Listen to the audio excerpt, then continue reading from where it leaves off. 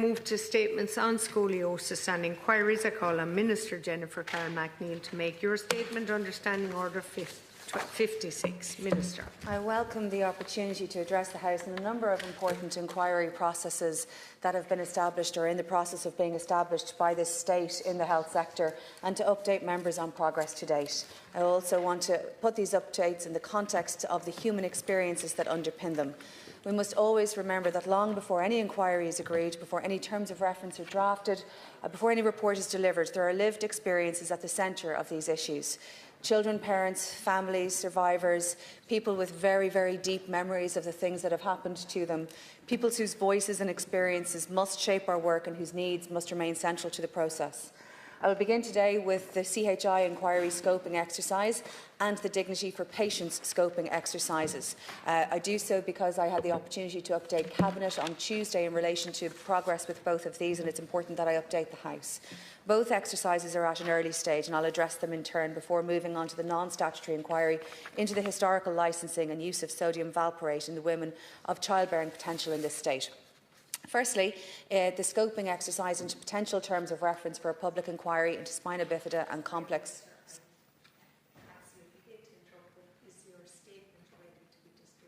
I nearly never do that, Cormac, because I often deviate from it.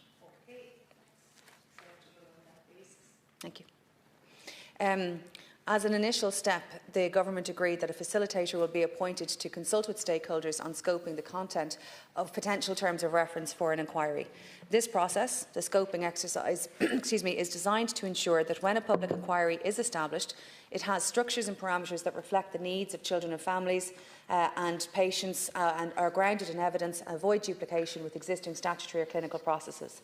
In this regard, I have engaged with the Attorney-General, considering the requirements for this facilitated exercise, to identify a suitable independent person of appropriate stature, experience and willingness to undertake this important role, and it was on his recommendation that I have appointed Mr Remy Farrell, Senior Counsel, as the independent facilitator to conduct the scoping exercise. I wrote to the following groups earlier this week to inform them of this step: the Spina Bifida Hydrocephalus Ireland, Scoliosis Awareness and Support Ireland, the Cerebral Palsy Foundation, the Scoliosis Advocacy Network, the Spina Bifida Hydrocephalus Paediatric Advisory Group, Scoliosis Ireland, OrthoKids Ireland and the Hip Dysplasia Advocacy Groups. I informed all of those groups that Mr Farrell would be commencing his work yesterday, 3rd of March, and that the exercise would run for up to 16 weeks. And this marks a significant and much anticipated step forward. I'm pleased that this work is now underway. I thank the families and the different groups for their feedback to me and to my department on the appointment of Mr Farrell. I know that many of them have been waiting for this announcement for some time. I do want to acknowledge the work of the Paediatric Spinal Task Force, and in particular the contributions of the 3 advocacy groups that have represented patients there, as well as the Chair, Mark Connaughton, Senior Counsel. The Taoiseach and I previously met with the parents of Harvey Morrison Sherratt in September and agreed to work in partnership with parents and advocacy groups across the board on the structure of an inquiry into spina bifida and complex scoliosis services at Children's Health Ireland. Following those engagements and engagements with the broad advocacy group, I brought a memo to Government where it was agreed that a public inquiry into spina bifida and complex scoliosis services should be established. Mr Farrell, who is a highly respected senior counsel with extensive experience in sensitive and complex matters, will now lead a structured programme of engagement designed to ensure that the voices of families, the voices of patients, the voices of the different advocacy groups with enormous experience of these different issues are central to that process. While Mr Farrell is known for his expertise in complex legal matters, what's most needed here, of course, as well, is his proven ability to approach sensitive issues with great humanity and great respect. And I do hope that everybody will feel able to engage meaningfully with him and with that process. And I strongly encourage full engagement with Mr Farrell. The lived experiences are vital to shaping an inquiry that truly reflects the needs and realities of the children and families affected in so many different ways by spinal services in CHI historically. Once that scoping exercise is spinal and orthopaedic services, once that scoping exercise is complete, a further government approval will be sought for the final terms of reference and the nature of a statutory process. It is, of course, for the government and the Minister to take the advice of Mr Farrell as to the structure, content and form of the inquiry, recognising that there are different forms of inquiry that deliver different sorts of processes. But the purpose of appointing Mr Farrell in that facilitated way is to try to give us the best advice in relation to that. I now want to turn to the Dignity for Patients scoping exercise initiated in response to requests from survivors and victims and advocates of those harmed by Michael Shine. At the outset, I would like to recognise the very many individuals impacted by Mr Shine, some of whom I've had the good fortune and opportunity to meet, but I do recognise that the number of people impacted is reported to me as being in the very, very considerable number of hundreds, and this is an enormously significant moment for this group.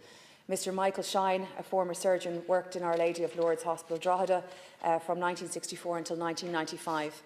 In March 1995, the CEO of the hospital was made aware of a complaint of abuse against Mr Shine by the North Eastern Health Board.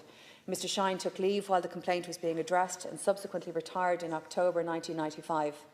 By the time of his retirement, he was already the subject of multiple allegations of sexual abuse going back to the 1970s. Dignity for Patients has been campaigning on behalf of victims for many years. The organisation has long sought a full inquiry into the sexual abuse of patients and in the past year has sought a commission of investigation in particular. I want to recognise that there are many, many people and families right across Meath and Louth in particular who will be impacted by the very fact of these statements in the Dáil today, and I do acknowledge that.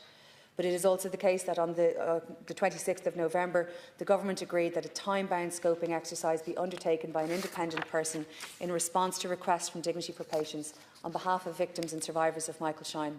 For decades, victims and survivors of Michael Shine have carried trauma and have sought recognition and accountability. Their strength and their willingness to continue pressing for the truth must be met with compassion, seriousness and action. On Saturday last, I announced the appointment, on Tuesday, I informed Government of the appointment of Lorcan Stain, Senior Counsel, as the independent facilitator to conduct this scoping exercise, again in engagement with Dignity for Patients and their legal representatives.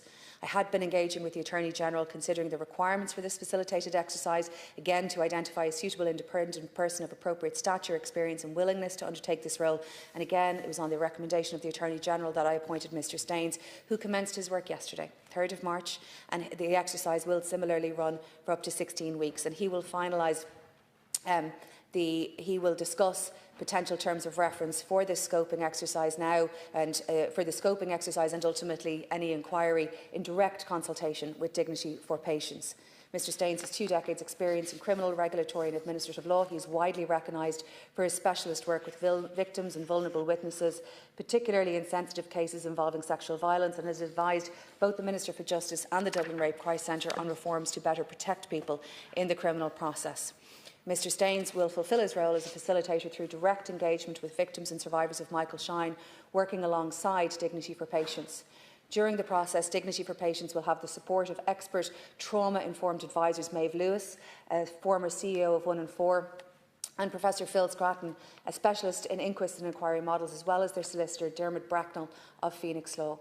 Mr Staines will receive all of the necessary supports to ensure that a victim-centred, trauma-informed, human rights-based approach underpins the scoping exercise and any subsequent statutory processes, and the well-being of victims and survivors will remain central throughout this process.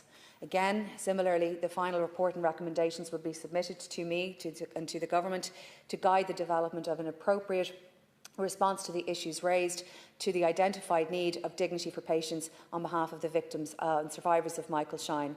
Again, we are committed to establishing a public inquiry and will take recommendations from Mr Staines as to in the same way as to the content, form and structure of an appropriate inquiry that meets all of the needs, including that have been identified. Again, that decision comes back to me as Minister and to the Government and to this House.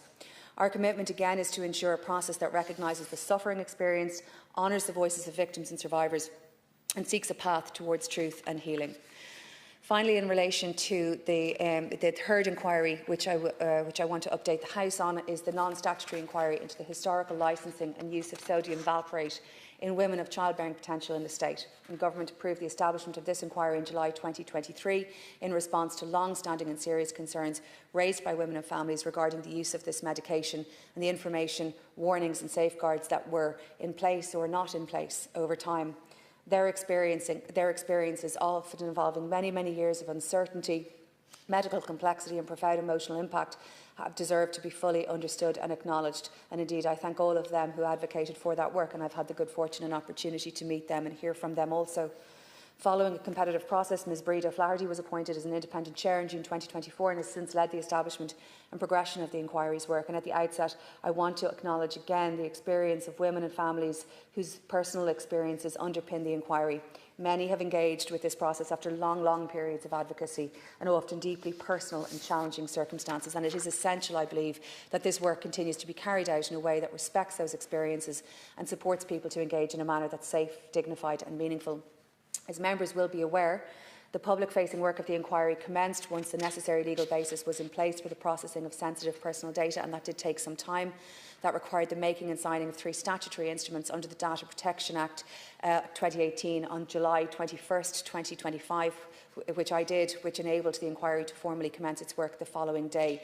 Since commencement, the inquiry has been actively progressing its work in line with its terms of reference. Engagement has taken place with a wide range of stakeholders alongside substantial preparatory and review work to ensure that the inquiry is positioned to examine the relevant matters in a thorough, structured and independent manner. A nationwide public awareness campaign was also undertaken to ensure that individuals and families who may wish to engage with the inquiry are aware of it and understand how to do so, resulting in strong levels of engagement. A central feature of the inquiry has been its emphasis on supporting participants. A range of practical and professional supports have been put in place to facilitate engagement, including psychological supports for individuals and families who choose to participate. This reflects a clear recognition that participation in an inquiry of this nature can be demanding and, for many, emotionally difficult, and that appropriate supports are essential to enabling people to come forward. The inquiry is being conducted in distinct strands under the independent direction of the Chair.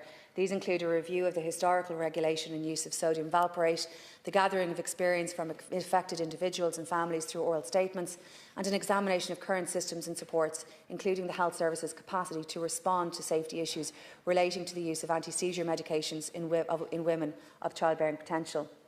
In that context, of course, I also want to emphasise an important public health message reflected in the inquiry's work. To date, it is critically important that individuals do not stop taking prescribed medication without appropriate medical advice. Abruptly discontinuing anti-seizure medication can pose serious risks to a person's health, and anyone with concerns about their treatment should consult a qualified healthcare professional best placed to provide individual clinical advice. In the inquiry, hearings are scheduled to take place later this year. These processes are proceeding in accordance with the inquiry's mandate and in a way that seeks to balance careful examination of these issues with sensitivity to those involved. Of course, this inquiry is obviously independent of government. It is tasked with establishing facts, examining systems and practices within their historical context, and making recommendations where appropriate. Obviously, it's not for me to anticipate its findings or conclusions, but I do need to update the House in relation to, I have updated the Cabinet in relation to an extension financially for the work of the inquiry so that it can continue to do that work. And that is an important update, not only in terms of the conduct of hearings that are going to be happening later this year and the public nature and what that will mean in terms of families and advocates who will be then going through that part of this inquiry process, but also that there has been an additional financial element that I believe is appropriate to provide support to with the inquiry. So we have there an established inquiry whose work is progressing and where there is some updates there in relation to its work, and also an update on the 2 facilitated processes that the Government confirmed this week, and it's important that I update the House on that. I acknowledge this is a statement this is an opening statement. This is statements about 2 things: inquiries and scoliosis. So perhaps I'll take the opportunity, Ceann Comhairle, to address an update of the House in relation to scoliosis. As the House is aware, we have established a CHI oversight group to coordinate oversight of a range of matters being explored in terms of the improvement of scoliosis services generally. That includes the implementation of recommendations from various completed reviews, upcoming reports, spinal services, and of course the commissioning of the new Children's Hospital. And that group is co-chaired by the REO of Dublin Midlands and the HSE CCO, and it meets monthly. As you will be aware, in relation to some of the reports, I received a high-level briefing from the CEO on HSE on phase 1 of the NIAGAM review on January the 28th. For that briefing to take place, legal advice had to be sought given the significant legal constraints regarding the report, and on foot of that briefing I sought a much more detailed clinical briefing with Mr NIAGAM himself, which took place on February the 6th. Again, my priority was always on timely and appropriate engagement with the patients and families impacted. Mr NIAGAM recommended a recall for clinical review of 62 of the 91 cases examined by him in phase 1. Letters were issued to the families involved with the review on the 10th of February, and a briefing session took place with advocacy groups on 11th of February. All families were also contacted by phone, with follow-up appointments for the 62 patients have now been arranged, and the reviews are currently ongoing. The HSE will also be carrying out a wider look-back review of the individual consultant's practice following on from phase 1, and that look-back will involve a review of the patients on whom the consultant performed surgeries between 2016 and 2023, including all spinal, limb reconstruction and surgical dislocation of the hip surgeries.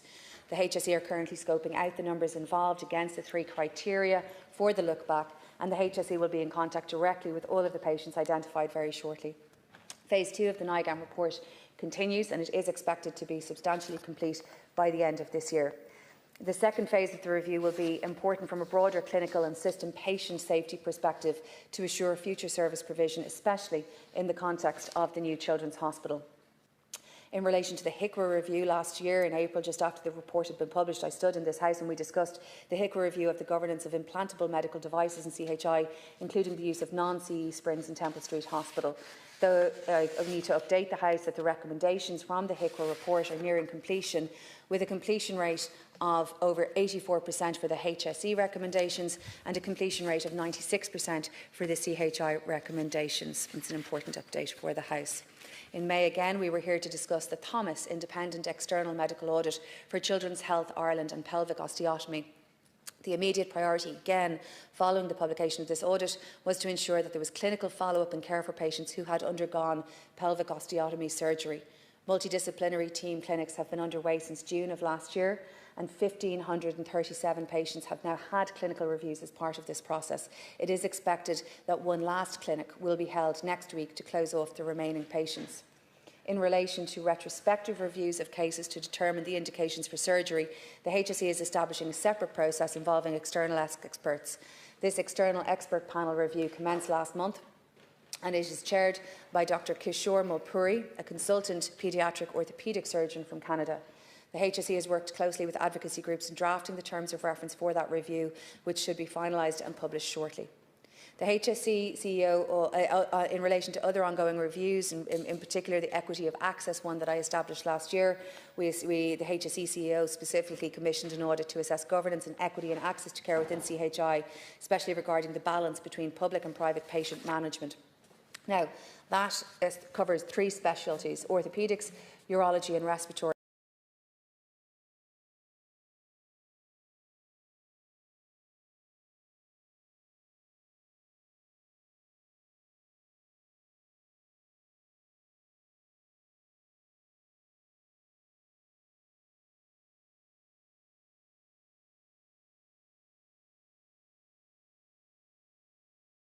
Within CHI, especially regarding the balance between public and private patient management.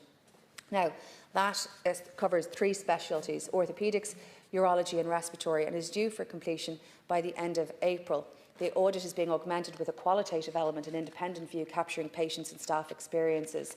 I am attempting to try to pull out the orthopaedic one to have it published earlier alongside that independent view, and I hope to be able to update the House on that reasonably shortly, because I'd like to see it published, essentially. I would also then like to refer to, and I do have time, the paediatric spinal surgery waiting lists, both to acknowledge the work that is being done alongside reforms and as well some of the very real challenges with the service and how they're being addressed. And I do want to thank members of the House who continue to engage with me on this. I have placed significant and systemic focus on productivity generally in our hospitals, but particularly in this most acute area of need, paediatric spinal services. And we do that because we are, of course, first and foremost concerned about children on whom these issues impact. Their quality of life, the nature of the supports, the interventions that they get, and the necessity for those to be appropriate and timely. In particular, again, I want to thank all of the patients whom I discussed this with at various different times, and I really do hear what they have said, and I have a large group of patients with whom I engage regularly about their care. In relation to access, scoliosis affects about 1% of children and adolescents in Ireland. Many of those children do not require surgery, but for those who do, timely access, intervention and appropriate treatment is critical. For those children who then need surgical intervention, we agree that the waiting times are too long, and I'm acutely aware of the burden that long waiting times place on these young patients. And improving access to spinal surgery and the timely nature of that has been pursued by several Ministers for Health, and we have not yet fully reached our goals. And I want to acknowledge that efforts that have been put in so far have yielded some tangible progress, and I also want to acknowledge the dedication of all of those involved who are genuinely delivering better outcomes than has been the case before. There has been a significant focus on investment for those services. In 2024, 52 new full-time equivalent posts were approved to strengthen paediatric spinal services, including surgeons, anaesthesiologists, nursing staff, allied health professionals. 41 of those staff are in post. 3 orthopaedic consultants have been recruited, with the success in addition to the one last year who took up their post in August, and those successful candidates are expected to take up their posts from May 2026. That is a really, really important addition to the capacity to do orthopaedic surgery of all different kinds, including complex spinal work. This will support as well the transfer of the non-spinal orthopaedic work from surgeons who are currently performing spinal surgery. Alongside that, national and international outsourcing arrangements have been expanded. Domestic outsourcing arrangements have been strengthened using pathways to Blackrock and Kappa for non-complex spinal procedures. International outsourcing supports children to get the care and they need appropriate abroad as clinically appropriate. Not every child, as we know, is necessarily suitable for travel, but we do want to have the pathways there for those who are. And we are expanding our international options both within Europe and in the United States. As you're aware, at the moment we have the New York Presbyterian Hospital and we have Great Ormond Street Hospital. CHI has gone through a tender process for additional international outsourcing, and 2 organisations have been now identified, and those organisations are SJD Barcelona Children's Hospital and the Gillette Children's Specialty Healthcare Minnesota. Additionally, the Treatment Abroad scheme remains available for international treatment in other countries in the European Union, Economic Area, United Kingdom or Switzerland. Of course, we're trying to expand domestic capacity, and from an operational level within CHI, this Spinal Surgery Management Unit was established in 2024 to coordinate surgeries better across the different hospitals. Efforts to expand capacity are progressing. We have now a 5th theatre in Temple Street, an additional MRI scanner in Crumlin and 24 additional new beds. The HSE has recently funded a business case to add additional spinal equipment into a 2nd operating theatre in Crumlin that will allow for more spinal procedures of greater complexity to take place. That, of course, goes alongside the additional consultants that have now been recruited and have been in post since August, and the new ones since May. And that is the procurement process of all of the equipment has begun, and it's expected to be in place by the end of this month.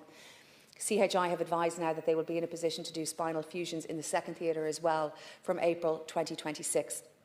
Additional outpatient clinics are being run to assess new patients more promptly.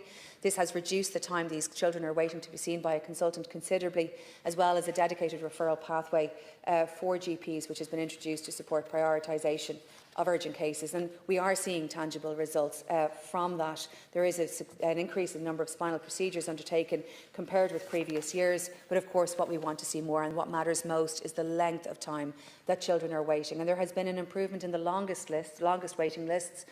At the end of 2025, 47% of those on CHI active waiting lists were within the Sláinte Care targets, compared to only 38% at the end of 2024. Longer waiters are down, with 3% waiting over 12 months at the end of 2025, compared with 11% at the end of 2024. And there are no patients waiting over 24 months. The weighted average wait time for inpatient procedures has significantly fallen from 6.2 months in January 2025 to 5.2 months in January 2026, an improvement of a month, but we want, of course, to see more.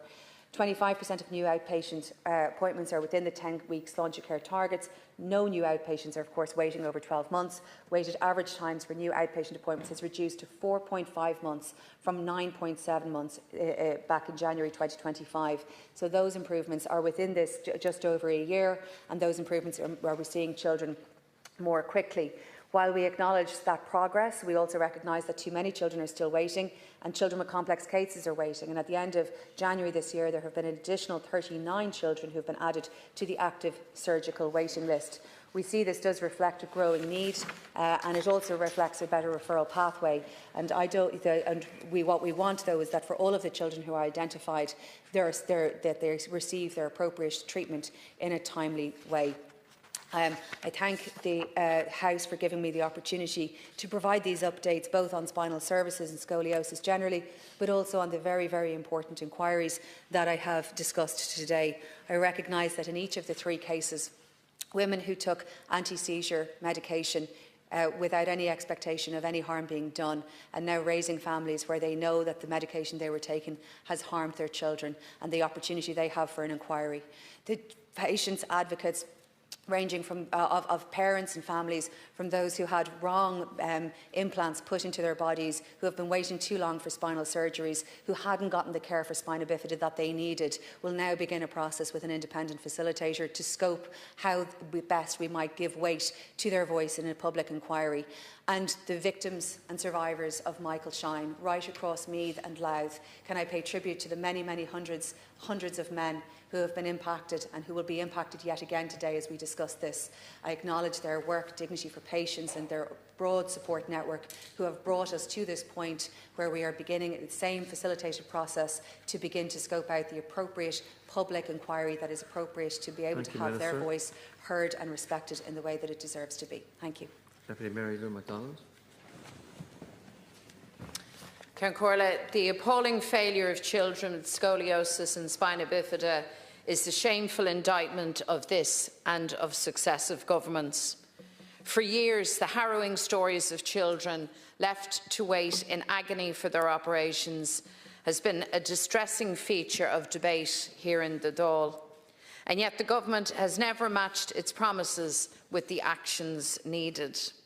Heartbroken parents forced to watch their child suffer and deteriorate, robbed of a normal childhood, racing against the clock with the fear of becoming inoperable.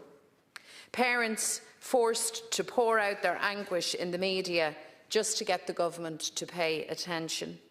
These parents have shown enormous bravery, a courage and fight that only the love for your child can inspire. The cases of some of these children provoked widespread public shock and anger. I'm thinking of Harvey Morrison Sherratt, Mikey Henry Benson, Daniel Collins, and of course more recently little Roxanne Kelly. Their stories spoke to the awful experiences of hundreds of more children left to wait and left to suffer. It's now 8 years since Simon Harris promised that no child would wait longer than 4 months for spinal surgery, a promise broken repeatedly. Today, children are still left in desperate and dreadful situations. The family of 7-year-old Roxanne Kelly left to fundraise so they can take her to America to get the scoliosis surgery she so badly needs. No child and no family should be forced to do this. The backdrop to the suffering of these children and families is the litany of scandals at Children's Health Ireland. This includes the use of unauthorised springs in surgeries on children and the carrying out of unnecessary hip surgeries on children as young as 7. Children failed catastrophically. Public confidence shattered not only in that organisation but also in the government's basic ability to oversee the provision of children's health care. These failures sparked major reviews into practices at CHI, and it is disgraceful that families were left to learn of the completion of Phase 1 of the NIGAM review in a Sunday newspaper last month, even though Minister Carroll-McNeill had been briefed days before and the HSE had received the completed report last September. The Minister hiding behind technicalities and refusing to publish the Phase 1 of the report is just unacceptable. It should be published immediately, and parents are entitled to know what it contains. Is drocheist rialtas in rialtas an tep lani le scolos agus spina bifida. Ní mór don inucha puebli sláinte lani an winní na dismóirí a bheith aga. Caithí sé a bheith dírithe agus múnlathe ag taithí agus ag riachtanas na lani agus na jowli atá búilte leis seo. The death of 9-year-old Harvey Morrison Sherratt last July was a tipping point. His heartbroken parents not only endured his loss, but also the revelation that he had been removed from the surgery waiting list without their knowledge or consent. Through their grief, Gillian and Stephen, along with other parents, fought for a public inquiry into Children's Health Ireland. This demand was finally secured in a meeting with Taoiseach Simon Harris and Minister Carroll-McNeill last November. However, 4 months on, parents and advocacy groups have real concerns about government backsliding on its commitments. Delays in producing the terms of reference and a lack of clarity regarding the role of the facilitator has stoked real worries. The Minister has now appointed a facilitator for the scoping exercise that will inform the terms of reference. And I think we need to be very clear this evening. This must be a full public inquiry. It cannot be directed by Simon Harris or indeed by the Minister. It must be shaped primarily by the experiences of those impacted by the failures at CHI. Government committed to equal partnership, to working with parents to get the terms of reference right, and that must be delivered. No railroading, no stonewalling, no whitewash, just transparency, truth and accountability. That is what the children affected and their families deserves. And those children waiting for surgery need the government to match their promise of change with action on capacity, on resources and funding. They don't need lip service, they don't need excuses. These children need their operations. Deputy Cullinane. Minister, the appalling and ongoing treatment of children with scoliosis and spina bifida is absolutely disgraceful. And this month is 8 years on from when Simon Harris made that commitment that no child with scoliosis and spina bifida would have to wait longer than 4 months for life-changing and, in some cases, life-saving treatment. And what's happened since is appalling, and it really shows how bad things were in CHI. And before I get to that, I do want to acknowledge, because I've met many of them, that there are some excellent staff working in Crumlin, working in Temple Street, working in Kappa, who do fantastic work. And they are as scandalised as I am, as the parents are, and as the advocates are, because they want the best for children. But if you look at what happened since Simon Harris made that promise, more children deteriorated, more children have got worse, more families have had to take to the media to highlight their children's cases. We've had scandal after scandal, and we've had report after report. Let's just look at some of that for a second, Minister, to really digest how bad things were. We had a HICRA report that examined the use of unauthorised springs, and as you know, that HICRA report was damning in relation to failures in CHI. It obviously identified clinical failures, and I accept those failures, but there was management failures, systemic failures, organisational failures. But I would argue as well there was political failures in all of this, because many of the issues that were identified were raised by parents, raised by those of us in opposition, and in fact by advocate groups, and I would say ignored. We had the Boston report, We had the Dixon report, which is still unpublished. And as you know, the Dixon report talked about orphan children. And what they meant by that were these were children that were essentially falling through the cracks. They weren't under one consultant or the other. Their care was missed. They weren't getting the multi-specialist treatment that they should have been getting and so on. And they were identified in that report as orphan children. And many more failings were identified as well. That report was never published. And even though it talked about a cohort of children, a subset of children, I met a number of those parents this week in advance of this debate, and they tell me they still have not received that report, don't know what's in it, yet they know their children are mentioned. We had an Arthur Cox report that looked at the role of management in relation to, again, the use of unauthorised springs. We had the first part of the NIAGAM review, still not published. We know there is findings in it, we know there are recommendations, we know there was failings identified in that report, very clear clinical failures, and yet the very children who are part of that review and their parents, who again were the last to know, by the way, because everybody else seemed to know, the media knew, before the parents were even briefed in relation to it. And that was days after the Minister had received the report, and indeed the HSE had the reports in September of last year.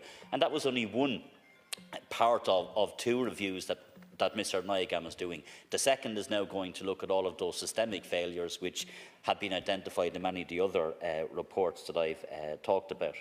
We also had the famous unpublished report, Minister, that looked at failures in urology, failures in oncology services for children, again referenced the orphan children, referenced HR issues, and again referenced very clear management and systemic failures within CHI. We had a report on where money was spent and how money was spent and whether the money was spent for the purposes of which it was intended.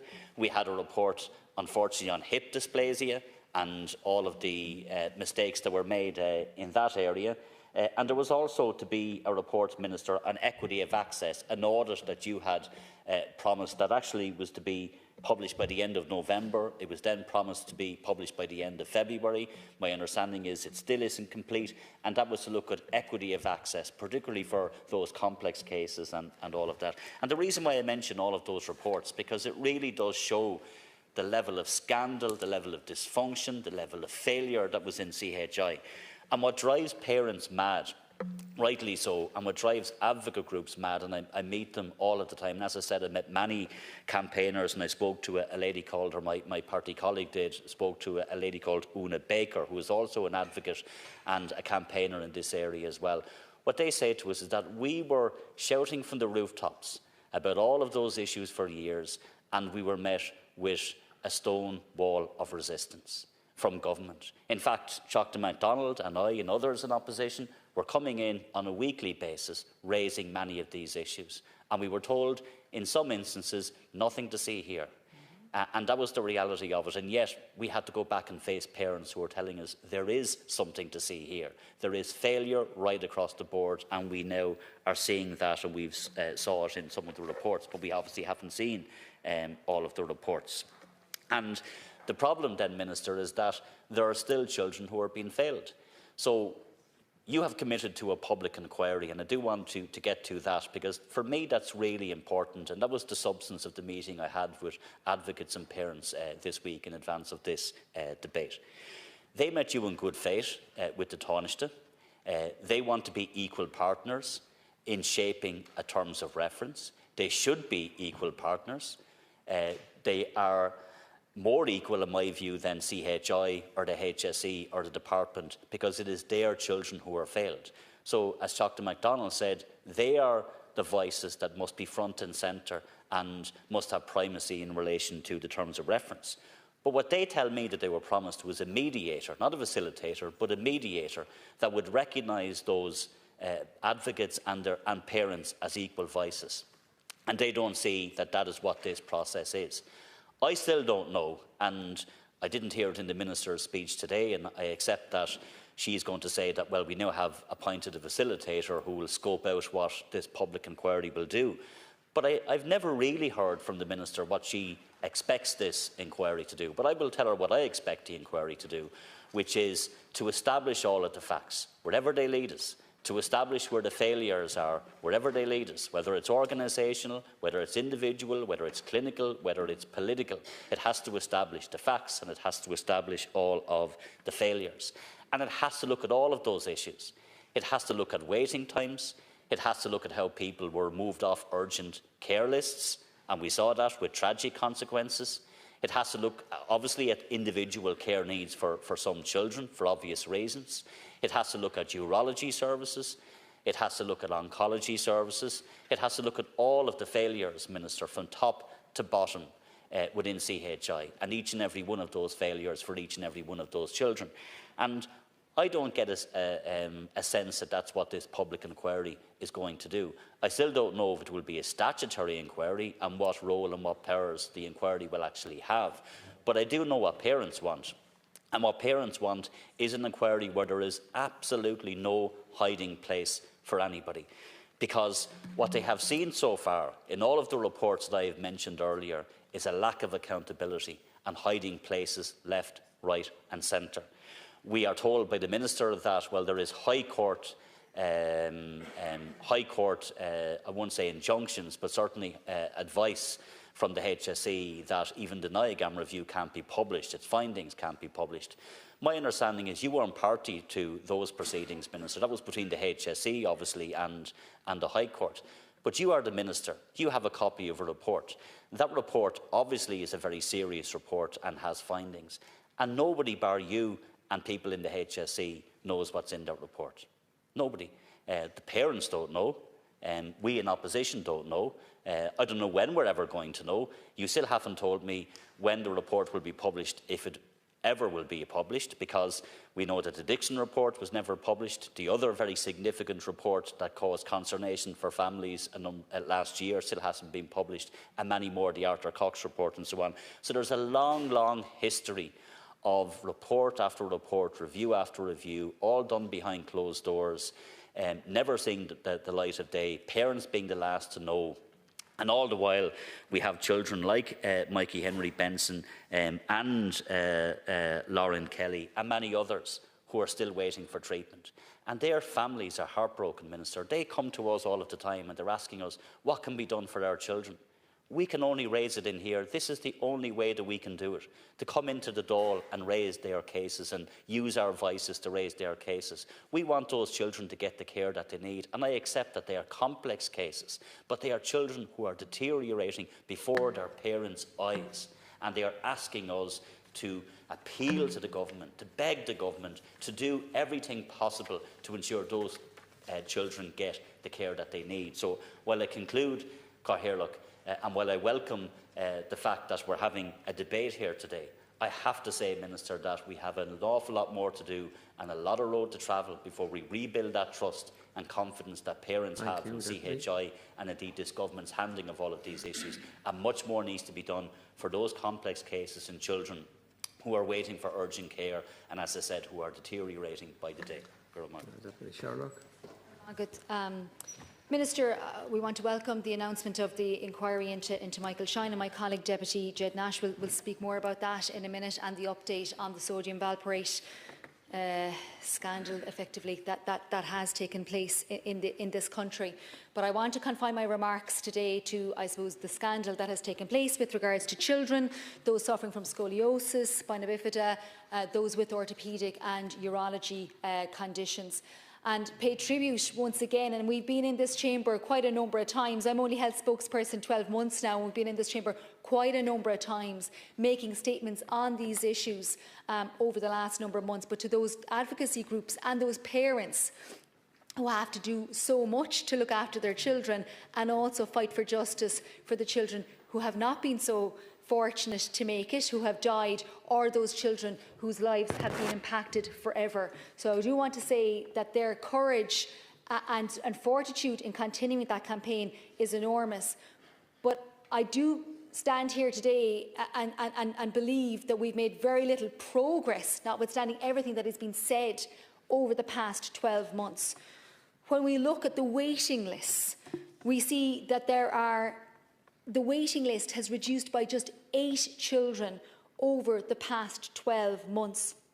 And when we look within the waiting list itself, We see that during the month of January alone, there was fewer surgeries this January compared with January 12 months ago. The children ready with confirmed admission dates has fallen. The children categorised as active has gone up, but they do not have a date. And the number of long waiters has gone from 26 to 45 over the course of the year. Now, I don't doubt that there is effort being made, particularly by the HSE, and we have seen that money has gone into this, but there is very serious questions about the progress that is being made. And certainly the families who I talk to feel that there is a lot being talked about and very little happening on the ground. And Minister, that has to change. You spoke earlier about the Equity of Access review that was instigated last year. That was supposed to happen at the end of November, supposed to be published at the end of November. We now hear it's April. So there has been a delay on this, and that is really crucial for the children who are currently waiting, for the children who will need procedures in the near future. We need to see the report on that. With regards to, I suppose, what has happened, and of course we know that there has been a whole raft of reports about the scandals in CHI over many years now. But I have to ask you, Minister, it's nearly 11 months on from the HICWA report. The HSE told us last month that 12 of the 19 recommendations have been implemented. The CHI have implemented much more of their recommendations. What is holding up the full implementation of the HICWA report, the HICWA recommendations from 11 months ago? Because they obviously cover process, they cover culture, they cover management and oversight. And in order to give confidence to those families, we need to ensure that all those recommendations, at the very minimum, are enacted. Obviously, the NIAGAM report, when it is fully published, will give us an insight as to what happened and why. But it is not acceptable, given that families have been waiting over 2 years now for NIAGAM, that they still have not had any contact with Mr. NIAGAM himself, and of course no sight of the report. And I know that there is an ambiguity there about when Mr. NIAGAM would talk to the families, but certainly families believe that they would be contacted by now. And I don't believe it's acceptable that the families would not have an insight into their cases. Obviously, there's been families called for being called back, but the reality is they don't have an idea as to what Mr. NIAGAM is saying about those specific cases. On the public inquiry, I think there was a very powerful moment last November, and it seems like an enormous breakthrough that the government agreed to a public inquiry, and we in the Labour Party very much supported that. But we have gone from an agreement which first suggested that there would be a mediator put in place to now having a facilitator. And I'm sure Mr. Farrell will do an excellent job for what you intend, Minister, but there is a difference between somebody who's a mediator and a facilitator. And I believe there has been a shift from that initial commitment of a parity of esteem, of a parity of input between yourself, Minister, and the advocacy groups inputting into this, the terms of reference of this review. And I feel now, and I think many of the families feel, that the power and input that they were initially promised is now not going to materialise. There's also a concern about the word complex scoliosis. And we know that from FOIs into the department that conditions such as adolescent idiopathic scoliosis is deemed to be non-complex. So again, are we creating two classes of children here with scoliosis? Because a child just with scoliosis may be as dramatically impacted as a child who's got multiple conditions. And I think we need to ensure that there is assurance that all children suffering from scoliosis will be included in the public inquiry. So I think that there is a crisis of confidence already, Minister, in this public inquiry before it's ever got off the ground. I think significant work needs to be done by you to reassure the families and the advocacy groups that they will get the public inquiry that they need and deserve. And crucially for the children that are currently waiting for treatment, we need to see much more dramatic interventions by yourself, Minister, and by the HSE to ensure that those waiting lists go down much further, and that, particularly for those long waiters, that there is very significant action to address what is an absolutely unacceptable position for them. And it's appalling that we're 8 years on from those government commitments being made, that you have that extent of long waiters still in the health system. Deputy Nash. Thank you very much.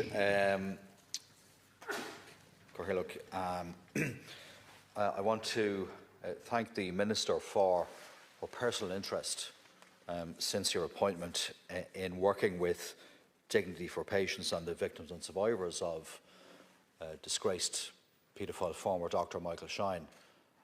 It is to be recognised and noted that we are at a point now that we weren't at a few months ago. The very first contribution I made in this chamber on my election 15 years ago was in relation to the actions of Michael Shine, who is probably one of Ireland's most prolific paedophiles. I spoke that day of the need for supports for the Dignity for Patients group, and they with you have delivered. And you've worked collaboratively with Dignity for Patients and the victims and survivors and the members of that wonderful group over the last few months to get to the point that we're at. You know, Minister, that hundreds of men in my community, specifically in Drogheda but in the wider Louth and Meath areas, have made formal complaints to Garda Síochána over many years about the disgraceful actions of Michael Shine over many decades. We are of the view that thousands of men across my community may very well have been affected but have chosen for their own reasons not to come forward. These are men, they're my peers, they're my contemporaries. They're people whose lives have been extremely adversely affected because of the abuse perpetrated against them, the sexual violence perpetrated against them by a doctor working in our health service over many decades, and who behaved in so many ways in an untrammeled fashion, unchallenged by anyone else, bar a few who worked alongside him. And those who decided to blow the whistle were inevitably targeted for the actions that they undertook to expose this scandal. And it is a scandal. And Michael Shine himself, as you know, Minister, has served only a short period of time behind bars. And a criminal conviction and a prison sentence does not of itself justice make. Real accountability is starting to be delivered from today. And there are high hopes for the scoping inquiry. I know that there is a meeting with Dignity for Patients' lawyer next week, and with Lorcan Staines, who's been appointed as the facilitator, and indeed as well Phil Scratton and Maeve Lewis, who have been engaged to work with the group throughout this process, and look forward to the outcome of that. I do want to place on record my gratitude to you, Minister, on behalf of the people I represent, my peers, my contemporaries, who have had to deal with this for more years than any of us care to mention, and indeed for the commitment as well of our newly elected colleague in Louth, Deputy Paula Butterley, who has very much focused on this issue with Dignity for Patients and the victims and survivors over the last period of time. That's welcome, that's recognised, that's understood, and we are all hopeful of a positive outcome. Thank you, Deputy Nash. I now call on Deputy Butterley. Minister, first I want to thank you. I want to thank you for your genuine interest in this matter, and it has not been lost on the survivors of Michael Shine. I welcome the announcement by you appointing Lorcan Staines Senior Counsel as the independent facilitator for the scoping exercise, as requested by Dignity for Patients on behalf of the survivors of Michael Shine. This is a significant and long-awaited step, and it is important that we acknowledge how far and how long it has taken to get here. I would also like to acknowledge the exceptional support and advocacy provided to the survivors by Adrian and all at Dignity for Patients. I too would also like to acknowledge Deputy Nash, who, as we know, for more years, as he says he can care to remember, he has stood by the survivors, has advocated and has fought for them at every step of the way. And as a newly elected deputy, he was very eager that I was well aware of what had happened to these people and that justice must be sought and that they must find some peace at some stage. Your decision to appoint Mr. Staines, a senior counsel with deep experience supporting victims and vulnerable witnesses, particularly in cases involving sexual violence, is an important signal that this process must be rooted in dignity, compassion and respect. Supported by expert advisors Maeve Lewis and Phil Scratton, I'm confident that their collective expertise with victims of sexual violence and in shaping effective public inquiries will not only be invaluable, but it will set the direction for the public inquiry that must follow. I want to recognise the extraordinary courage of the survivors. For decades, they have carried the trauma of what they've endured, too often in silence, too often without the support of the very systems meant to protect them. Their perseverance is the reason we are here today. Their determination has kept this issue in the public eye and pushed the state towards the action it should have taken long, long ago. I have had the honour of meeting victims and survivors of the convicted sexual offender Michael Shine, and I have listened to their brutal accounts of how they not were only abused by Shine, but how they were ignored for so long.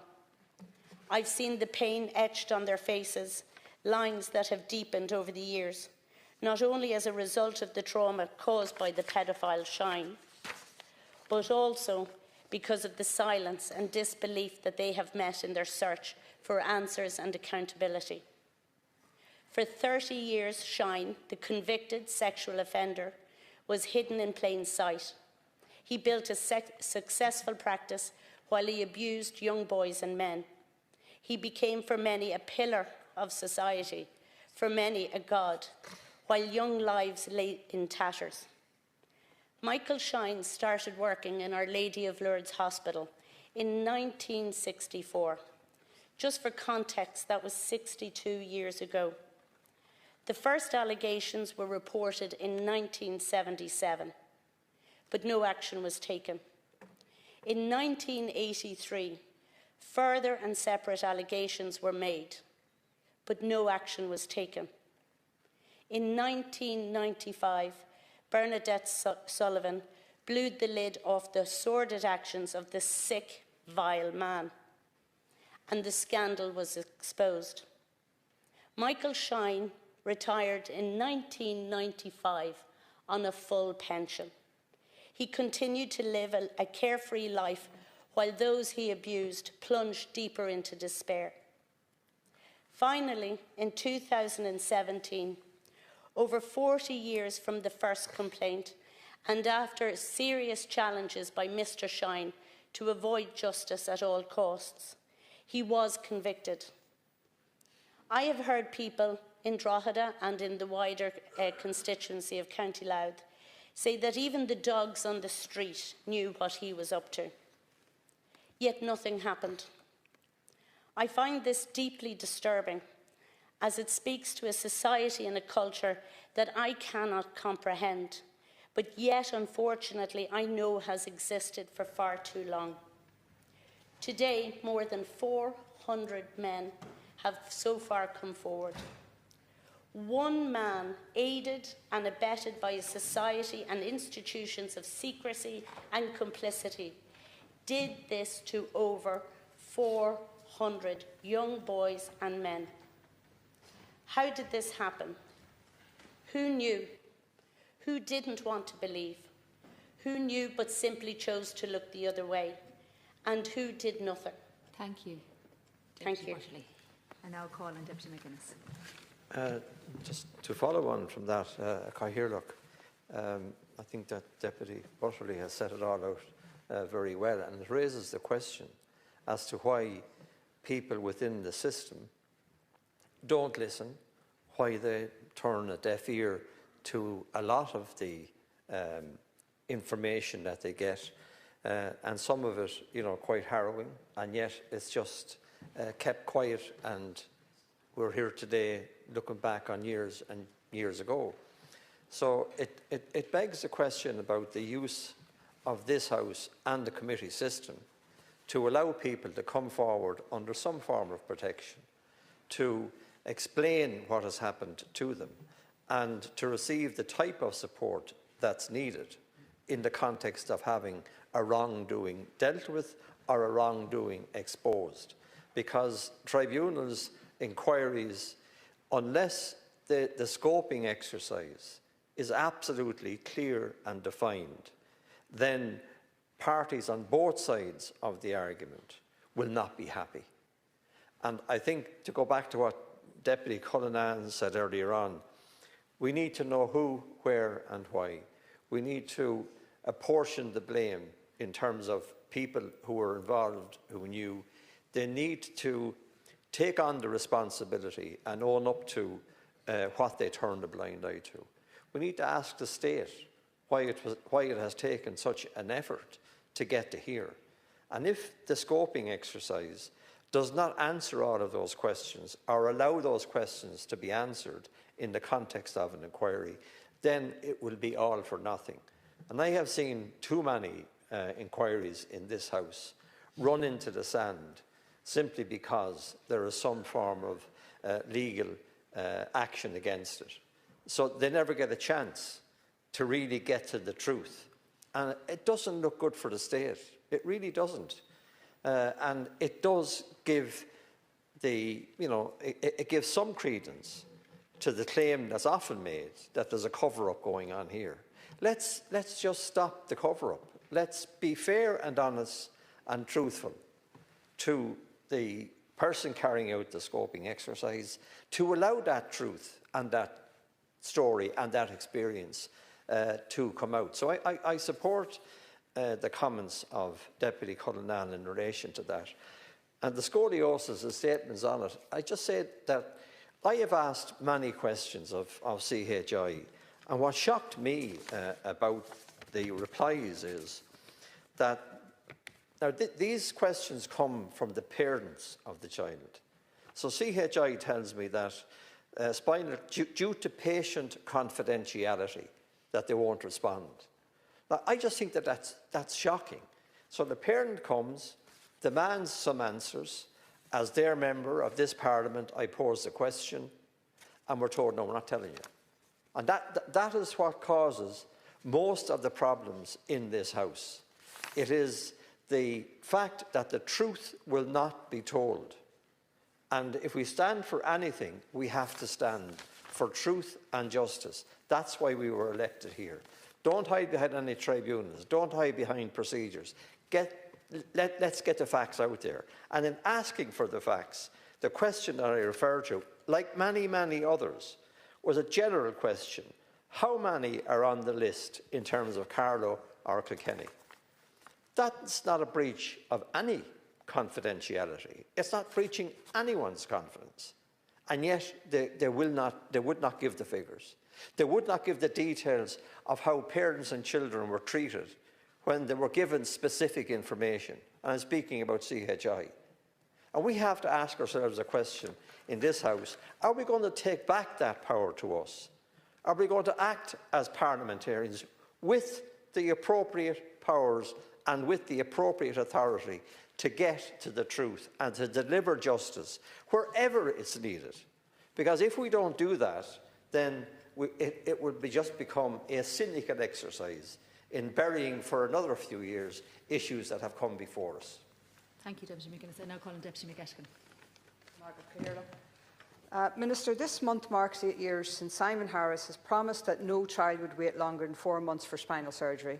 8 years since children and families were given hope, and yet today children are still left in desperate, painful, terrible situations. Why? Because it was another promise broken. And this is not just about statistics, it's about children growing in pain. It's about families living in fear for their children, parents forced to watch their child's spine curve further while they wait in a system that continues to fail them. Parents and advocacy groups are deeply concerned about the commitments to an independent inquiry. We've seen delays and backsliding, we've seen a lack of clarity regarding the role, and we still have no terms of reference. Families deserve transparency, certainty and respect. Instead, they are getting silence. And what of phase 1 of the review into the care of children with scoliosis and spina bifida? A review completed and sitting with the HSE since September, and you, Minister, were made aware of this report, yet families found out through a Sunday newspaper. What a way is that to treat families? Families should have been informed in a proper, compassionate and understanding manner, not blindsided in the media. That was absolutely disgraceful. We then learn of the children left without a consultant, almost forgotten, when services moved from Crumlin to Temple Street. How could anyone forget those children? How could any system allow that to happen? There must be full truth here. There must be accountability. No more internal reviews to gather dust. No more defensive briefings. Families deserve honesty. The HSE has confirmed that the concerns raised were serious enough to trigger a further review. More children's cases are now being examined, and that tells its own stories. And while reviews roll on, children remain in pain. At the end of January 2026, 229 children were on spinal surgery waiting list, compared to 230 at the end of January 2025. 75 are waiting longer than 3 months. Behind every one of those numbers is a child missing school, missing sleep, missing out on being a child. And I speak not only as a representative, but as someone who suffers from scoliosis myself. And I'm extremely lucky that my condition is not as severe as others. But I know how to live with it. I know how to work through it, because you've no choice. It's progressive and it carries a lot of pain with it. No child should be forced to simply live with worsening pain because the government cannot get its act together. We demand an independent statutory inquiry with clear terms of reference and transparency. We need to see accountability and, above all, timely care for every child who needs it. These families cannot wait. They cannot endure another broken promise. The time for excuses is over, and the time for action is now. Deputy Rice, is it? To welcome this opportunity and welcome the updates on the inquiries and the opportunity to talk about scoliosis and spina bifida. Yesterday I spoke to parents and advocates, and they had 3 key asks and 3 key things that they wanted. One was that independent statutory inquiry. 2 was a publication of all of the existing reports and all the background information, and then action now on the existing waiting lists for children who are still on waiting lists. And what really struck me in that conversation, Minister, is that I had a conversation with them just after the election, and the things they said were remarkably similar. In fact, they said in some instances things have gotten worse and not better, and that is deeply concerning. In relation to the inquiry, I think it's crucially important that that is an independent inquiry, statutory inquiry, and that there's nowhere left for anybody to hide, that we get to the bottom of this, that we get all of the facts, that we identify all of the failures, and that we get answers to the long lists of questions that parents and families have. And I would like a commitment, Minister, on that, the form of the inquiry and what you think would be the best form of inquiry. And crucially, I think there needs to be that collaboration with the families over the coming weeks on the terms of reference. And that is really vitally important, and in particular that the voice of the child is central to this, and the voice of young people. Many people are teenagers, late teens, early 20s, and their voices need to be heard. They need to be included, not just talked about in the weeks ahead, and I think that's really important, that it happens not just on paper but in practice. I also want to go back to a point made earlier around the point around the complex scoliosis, and real concerns raised with me about a fear amongst families that be used to narrow the terms of reference. Parents have said they can't find anywhere within department guidelines or CHI guidelines defining what complex scoliosis is. And the real risk that will narrow the terms of reference from the start. And I think, Minister, in your conclusion, I would appreciate it if you could comment on that. Because one parent said that the purpose of the statutory inquiry is to examine systemic issues. Systemic failures do not confine themselves to diagnostic labels. And I think that's an important one, and maybe one that we can tease out. Because I do think there is an element of trust being broken between families and CHI and the state, and I think it's really crucially important now that in the time ahead that is rebuilt and that families feel included as possible, and that this inquiry does look at the issues that they really wanted to look at around waiting list categorisation and prioritisation, around the decision making, around the variation in the access pathways, disparities in treatment, but crucially that it does get to the facts and identifies all of the failures. The other thing that families really want is for this public inquiry to do interim reports and not just wait until the end, that we're not waiting years for answers, that the inquiry has reports and that there be a statutory basis requiring that those be implemented in full and that those recommendations are put in place. And I'd really like a commitment from you, Minister, that will happen, that there will be ongoing reporting and updates and things will improve while this process goes on. Because we really have to learn from the failures of the past, and I think the state has really gotten this wrong in the past when it comes to tribunals and public inquiries. They have ran for years, in some cases decades. They have cost huge sums of money and they haven't got the answers or the outcomes that we wanted. And we can't let that happen here. We need to have a robust public inquiry that gets us the answers and that changes things. And that's crucially important, that at the end of this, we have better outcomes for families and that we have answers to the long list of questions that parents have. And I think, Minister, crucial to that is that from the very start, to have that effective inquiry, all the facts need to be on the table. All the information needs to be laid out, and all sides need to be furnished with the same evidence and information. And I think that starts by publishing all of the information that's there, publishing all of the reports, because to date what has happened is we've relied on whistleblowers. And without whistleblowers in CHI, we would know far less than we do. And I think that's not acceptable. And I think we do. I think all of the information now needs to be put out there. The NIGAM report, this was commissioned in 2023, and yet it still hasn't been fully complete. We learned last month that phase 1 is complete, but it's still not published. And there was issues identified in terms of the communication of that and the publication in the Sunday newspaper before families knew about it. One parent told me that they got a notice just 30 minutes before the department briefing that the briefing was on and they hadn't heard. And the Minister, you've said for legal reasons that phase 1 cannot be published, but I don't understand how that wasn't foreseen. And is the Minister confident that the entire report will be published later this year when phase 2 is complete? But there's not just the NIGAM report, there's also the Dixon report, the Arthur Cox report, the Crumlin report that referred to patients as orphans within the system, the waiting list management audit, and there are potentially other reports that we don't know about. And I think all of this needs to be on the table. If we're going to have that effective public inquiry that we all want, then let's get that out there. Let's get the information out there and let's publish that. And let's ensure that there is a level playing field for all involved in this. Because it can't be the case that the inquiry in the state has access to documents, but parents and families don't. And there's a real worry amongst families that will happen. And we need to get a clear timeline on the publication of the waiting list management audit. I know it was due in November, then it was due for February. You're saying today it's April. Like, is that the last deadline we're going to have on this? Because it seems to me that there is just this constant delay after delay after delay. And is it the case that CHI is still withholding information? Is that what's holding it up?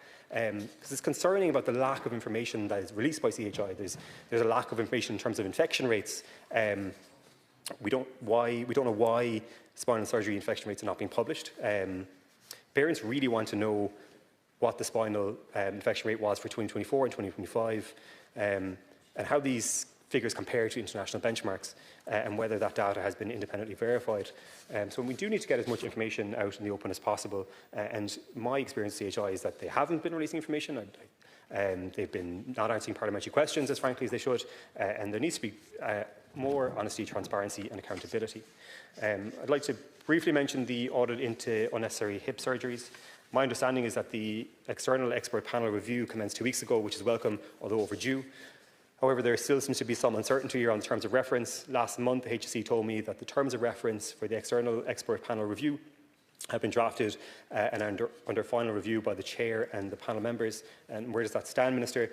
I also believe the external expert panel review will take 12 months. Can the Minister please confirm that, if that is the case? And if the legal issues with the NIGAM review will impact on this expert panel work as well, it'd be good to know. I'd like to just, in the last one, mention the current waiting list, because I think it's crucially important in all of this that we don't lose sight of those who are waiting today and those who are waiting to get access to services. Because they need to improve in the here and now, and we're not seeing the kind of improvements that we need to see. And it seems to me that the CHI seem to be incapable of improving the waiting list. In January, there were 215 children on CHI's spinal service waiting list, unchanged from December. 128 children were on the active waiting list, up from 108 in December, with 45 children waiting longer than 6 months for scoliosis surgery, up from 29 in December. And last year, 534 spinal surgeries were carried out, just 21 more than the previous year. And we don't know how many of these surgeries were on the same patients, which I think is important, because we know that children are returning to theatre for further surgeries. We also know that services is not in keeping with demand, with 524 patients added to the waiting list in 2025. So there are real issues with the waiting list. In relation to the outsourcing, only 19 children have had surgery abroad through outsourcing arrangements with the US and UK since 2024. During that period, approximately 1,047 children have had spinal surgeries, meaning that just 1.8 of these surgeries have been outsourced abroad, despite the availability of €16 million. In September, the Minister said, "I'm not satisfied with the international referral pathways and have lots of questions about why there is a decrease in international pathways and an increase in referrals to Blackrock." I fully accept that going abroad is not viable for many patients and families, but Minister, have you gotten answers to these questions that you were looking for? Do we know what's happening? Because as of November 7th, CHI confirmed to me that 62 patients have been outsourced to Blackrock in 2025. And can the Minister confirm if the arrangements in place with Blackrock are being examined in that overdue waiting list management audit, if that will be considered in that report, and crucially, that all the outsourcing arrangements will be examined by the inquiry? And just in the final part, I would also just like to mention the inquiry into Michael Shine and welcome the progress following the appointment of the facilitator. It's crucially important that any ultimate statutory inquiry is victim-centred and adheres to their experiences and needs. Victim stories must be listened to and their questions must be answered. Above all, we must ensure that something like this never happens again. Thank you, Deputy Moynihan. Cormac Devlin agus is mór agam an deisio leabhart ceisn scoliosis agus an gcuirtú agus an duchar atá tar éis dente de fáistí a bhí fannacht ar Brody, and it, as a topic like any parent or anyone that has loved ones as children in this house, is an incredibly tough subject to talk about, and it's one that we've spoken about quite a bit since the general election, and it is something that I think should be top of mind and focus, but also one that we show that there's progress being made, not only in making sure that every child has access to timely and appropriate care, but also that we understand fully what happened in the past and make sure that it never happened again. I'm also conscious that when I speak, I've been lucky in the fact that no one close to me has been afflicted with scoliosis, or I've had to be at the centre of a lot of the stories there. So I'm mindful that when I speak, there are people listening or there are people watching who have been through that experience, and I want to be very mindful of that in the words that I choose and the sentiments that I can convey. One of the things that's been most striking and shocking to me in terms of following the story has been the culture that seemed to exist among certain aspects of CHI with regard to the treatment of children. And, you know, it often says that, you know, culture eats strategy for breakfast. But in terms of the efforts that are being made, I do have serious still questions over that culture that exists in CHI. I think the integration of CHI into the HSC is a welcome move. I think it makes sense, and I hope it does deal with that fundamental cultural issue that seems to have been at the core of a lot of what has happened. I think the other aspect of this as well, and I welcome the approaches that have been taken with regard to the inquiry and involving and communicating with parents about the inquiry, is just that basic tenet of communication. I mean, every one of us that has had a medical intervention or a medical consultation values our relationship with the clinician that we're dealing with. And what we value about it is their ability to communicate to us in a timely, transparent and fair way about what sort of procedure we might have to undergo, what the prognosis we have is for our condition. And it seems that that value of basic, clear, transparent communication wasn't always there with regard to some of the families in this instance, and that is something that needs to be top of mind, and especially as we look towards the inquiry. And I welcome the progress that we made towards establishing that inquiry, but it's important that communication and that transparency is key to it. I think one thing in particular, and a lot of statistics are kind of used in the discussion of this particular issue, I think it's extremely important that we as politicians make sure that we are comfortable with analysing the data underlying those statistics, and that we get under the bonnet of why exactly trends are happening the way they're happening. Are we seeing the progress that we need to see, and that we hold the accountability that's necessary for the systems that are supposed to be delivering this care for children, to ensure that those systems are delivering the progress, and that we are fully across and fully understand what is going on in our hospitals. I would say, since this government was elected, that is something, Minister, that you have been leading from the front on, in terms of understanding what is going on with regard to the data. Why are the numbers saying what they are saying, and how do we ensure that we continue to bring down that overall waiting time? We are not done with this yet. There's still progress to be made in what they are saying, and how do we ensure that we continue to bring down that overall waiting time? We are not done with this yet. There's still progress to be made here, but I think the most important thing for any of us who are parents who have children is that we get a very clear understanding of what has happened in the past, that some of the unacceptable failures that transpired are avoided again in the future, and that compassion, communication and transparency are at the heart of our approach to this going forward, and that the awful mistakes that happened here and the awful tragedies that happened here are avoided again in the future. And that should be our wish and our desire for anyone that accesses our healthcare system, but especially for children. Cormac. Deputy Callaghan. I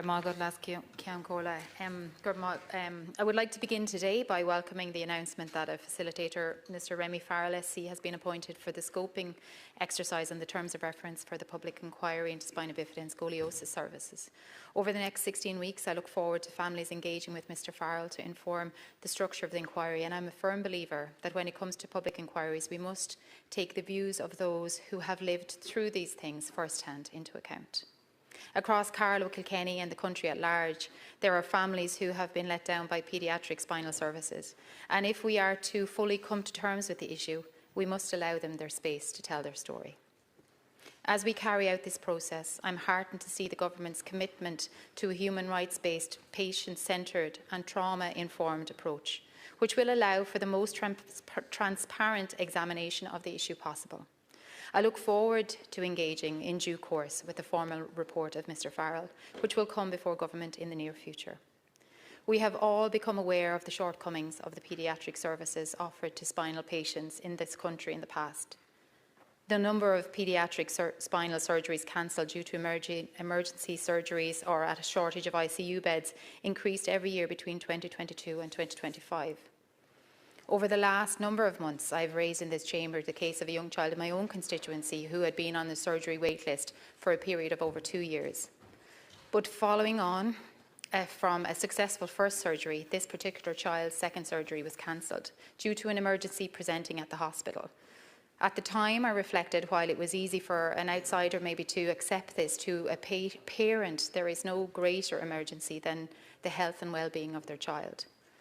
So I would like to say, though, as well, following on from representations to the HSE and to the Department of Health, that the child did receive her surgery without any further undue wait, and she is in good health and care now, and that is a testament to the hardworking staff in the HSE and in the hospital. So with that in mind, thinking of the incredible healthcare professionals that we have working in Ireland today, I know how difficult it must be to tell parents that their child's needs are not urgent enough. Paediatric spinal services have not been adequate for a large number of families, however, and it is important to recognise that progress is being made. Waiting lists are being shortened and delivery is being boosted for children and parents across the country, as well as improving GP referral pathways and bringing ever greater numbers of orthopaedic surgeons into the network.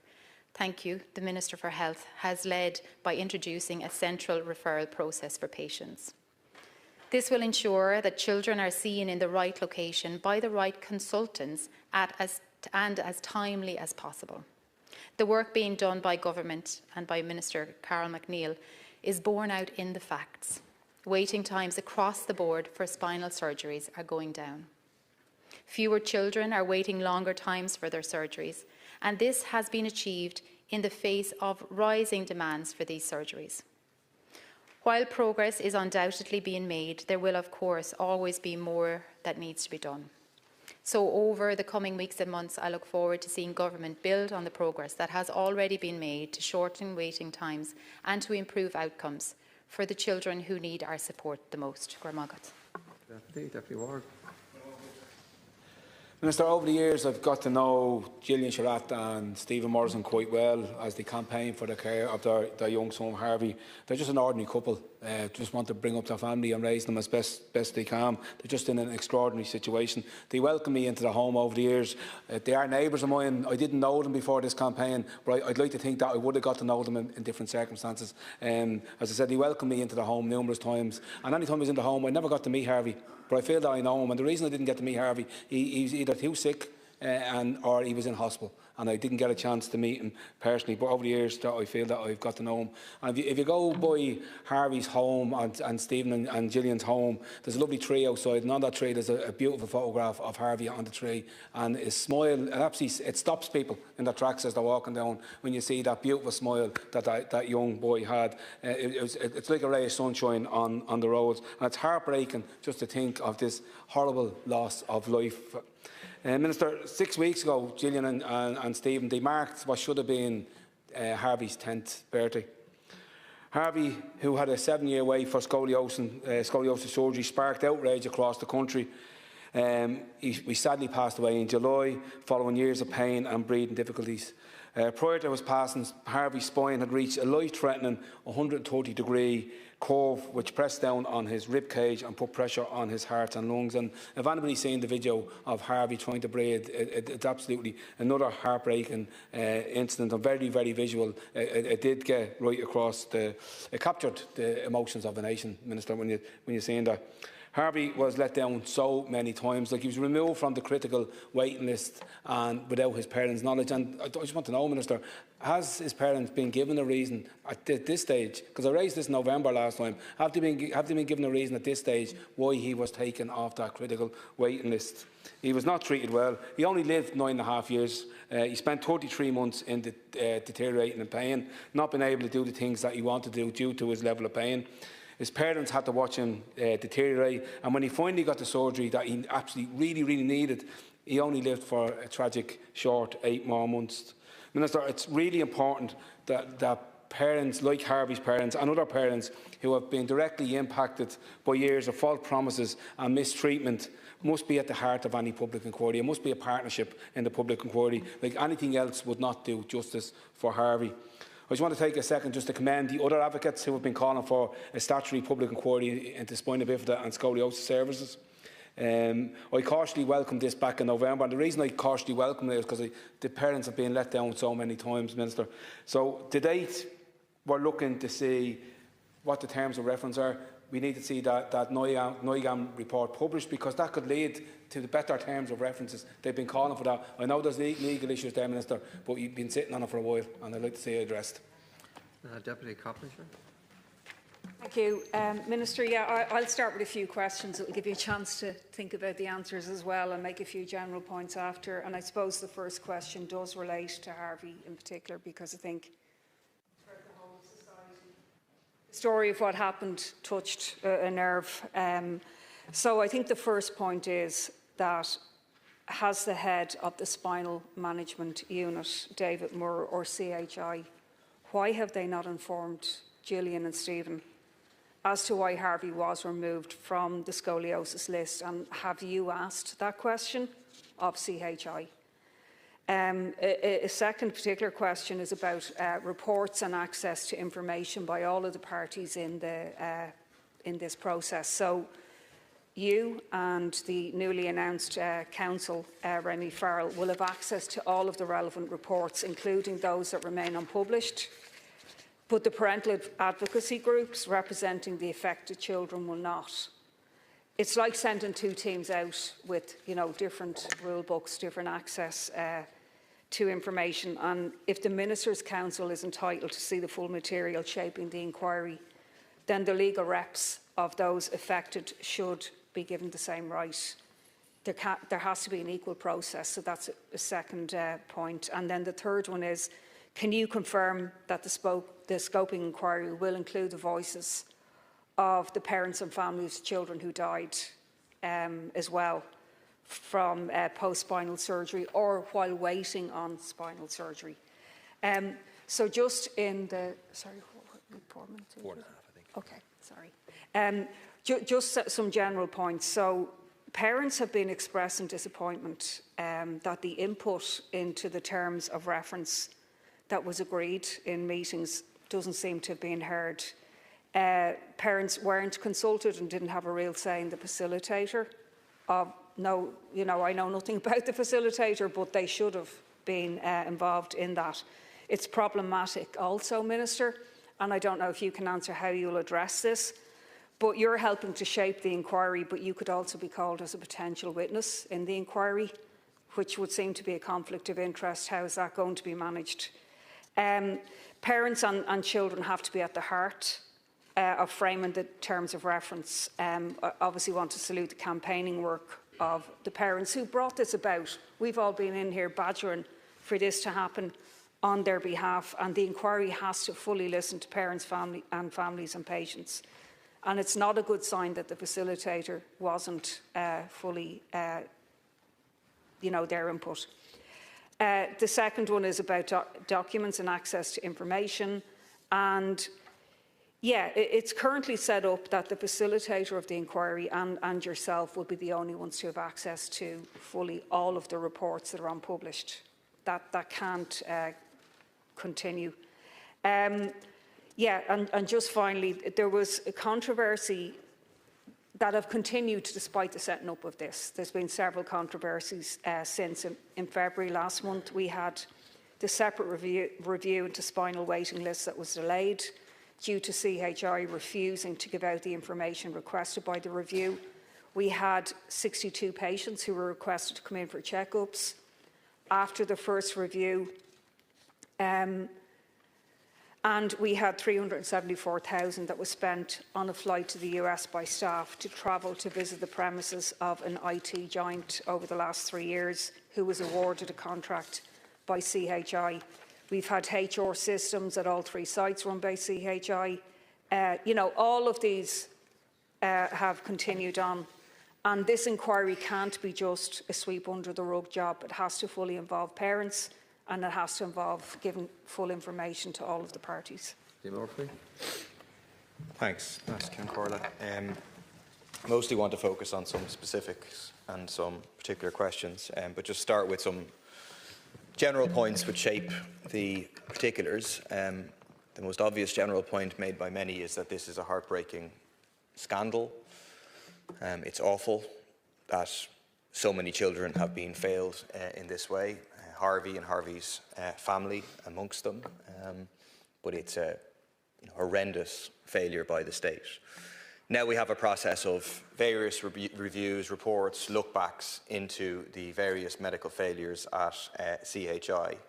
So what should shape those reviews? What sort of kind of general overall approach? I think there's 2 things that are key. One, again, it's emphasised again and again, it should be patient, it should be child, it should be family centred. It needs to have their voices at the heart of it. They need to shape the process in order to have confidence in it. The second point I would make is that it needs to be, where there's a decision to be made about going broad or narrow, we need to go broad in terms of being expansive and covering all potential issues, because otherwise there's a real danger that these various reviews won't get fully to the bottom of the problems, and then they'll have to be repeated again. And I think that should be the guiding principle, is to take in more patients as opposed to trying to exclude patients. So to move on to particulars, to start with the look back which flows from the NIAGAM report. So this is a surgeon who, when NIAGAM looked at his cases, he said, okay, we need to review 2/3 of the cases that he was involved in. It's the same surgeon who was responsible for inserting non-medical grade springs, which he had got himself into children, right? So we have some very, very serious red flags. There's currently a medical council investigation into him. The question is, why then is the look back quite narrow? Contrary to the request of the orthopaedic surgeons. So the look back is on surgeries between 2016 and 2023. It will include all spinal, limb reconstruction and surgical dislocation of the hip, but not surgeries in the area of trauma and general orthopaedics. As I understand, all orthopaedic surgeons have made a request that this should be expanded to cover all surgeries, and that has been denied with this more narrow view. When we have a number of, red flags, I think red flags understates what these are about a surgeon. Why are we having an approach of limiting it to only some areas of speciality? Linked to that, why are we excluding adults? I've been raising this for years now because I was contacted by an adult. Won't give any of the details because it would reveal their identity, but an adult who was convinced that they were wrongly pressurised to have a surgery by Conor Green, and which was a disaster. That may or may not be accurate if you go and have a look back, but I don't understand why adults have been excluded. I don't understand why other specialities have been excluded. If we have someone who is acting in this way as a rogue surgeon, well then why do we assume that it's only happening in these areas of speciality as opposed to others? The related point I've raised in parliamentary questions over the last few months, I raised in a Taoiseach's question a few weeks ago, is what I think the Minister is absolutely aware, is how come this surgeon is registered to practice in Maryland? It seems so as I understand it, in order to get registered in another country, you would need to have a fitness to practice certificate. And from a PQ answer, I understand there is no fitness to practice certificate. None has been issued. So how is this surgeon potentially operating on patients in America? And has the government contacted the Board of Physicians in Maryland to say, wait a minute, there's some very important information that you should be aware of? Do we not have a duty of care in relation to that? Also in relation to the NIAGAM report, if the Minister can confirm just that an injunction has been sought, presumably this is still going through the courts. Then I'd also, just in terms of the review, the Farrell review or scoping exercise, my main point would be that is it going to be broad? Is it going to include the general practice? Is it going to include the method by this? Is it going to include the waiting list, which then were used to pressurise, or were a part of pressure on surgeons to do operations and so on? And the points that Deputy Coppinger has made in terms of all of the information being made available Daly, to the families, because otherwise it's a very unfair playing field. Thanks, Cian. Minister, I want to start by acknowledging your statement. You've dealt with the issues of surgical mismanagement of children with scoliosis and hip dysplasia and CHI, the sodium valproate injury cases and the Michael Shine abuse case in an open and comprehensive manner. You've established the process that Senior Counsels Farrell and Staines will establish the statutory public inquiries into CHI and Shine, and the ongoing non-statutory inquiry into the harm done to pregnant women and children who were prescribed sodium valproate. I commend you on your commitment to the ongoing audits of the developmental dysplastic hip review and phase 2 of the GAIM report. I first want to address the care of children with scoliosis and complex spinal conditions. At the centre of this discussion are children and parents who've endured years of uncertainty, long waiting times, and after all of that, in some cases, have had devastating medical outcomes in a system that would appear to have been dysfunctional with a failure of organisational and clinical governance.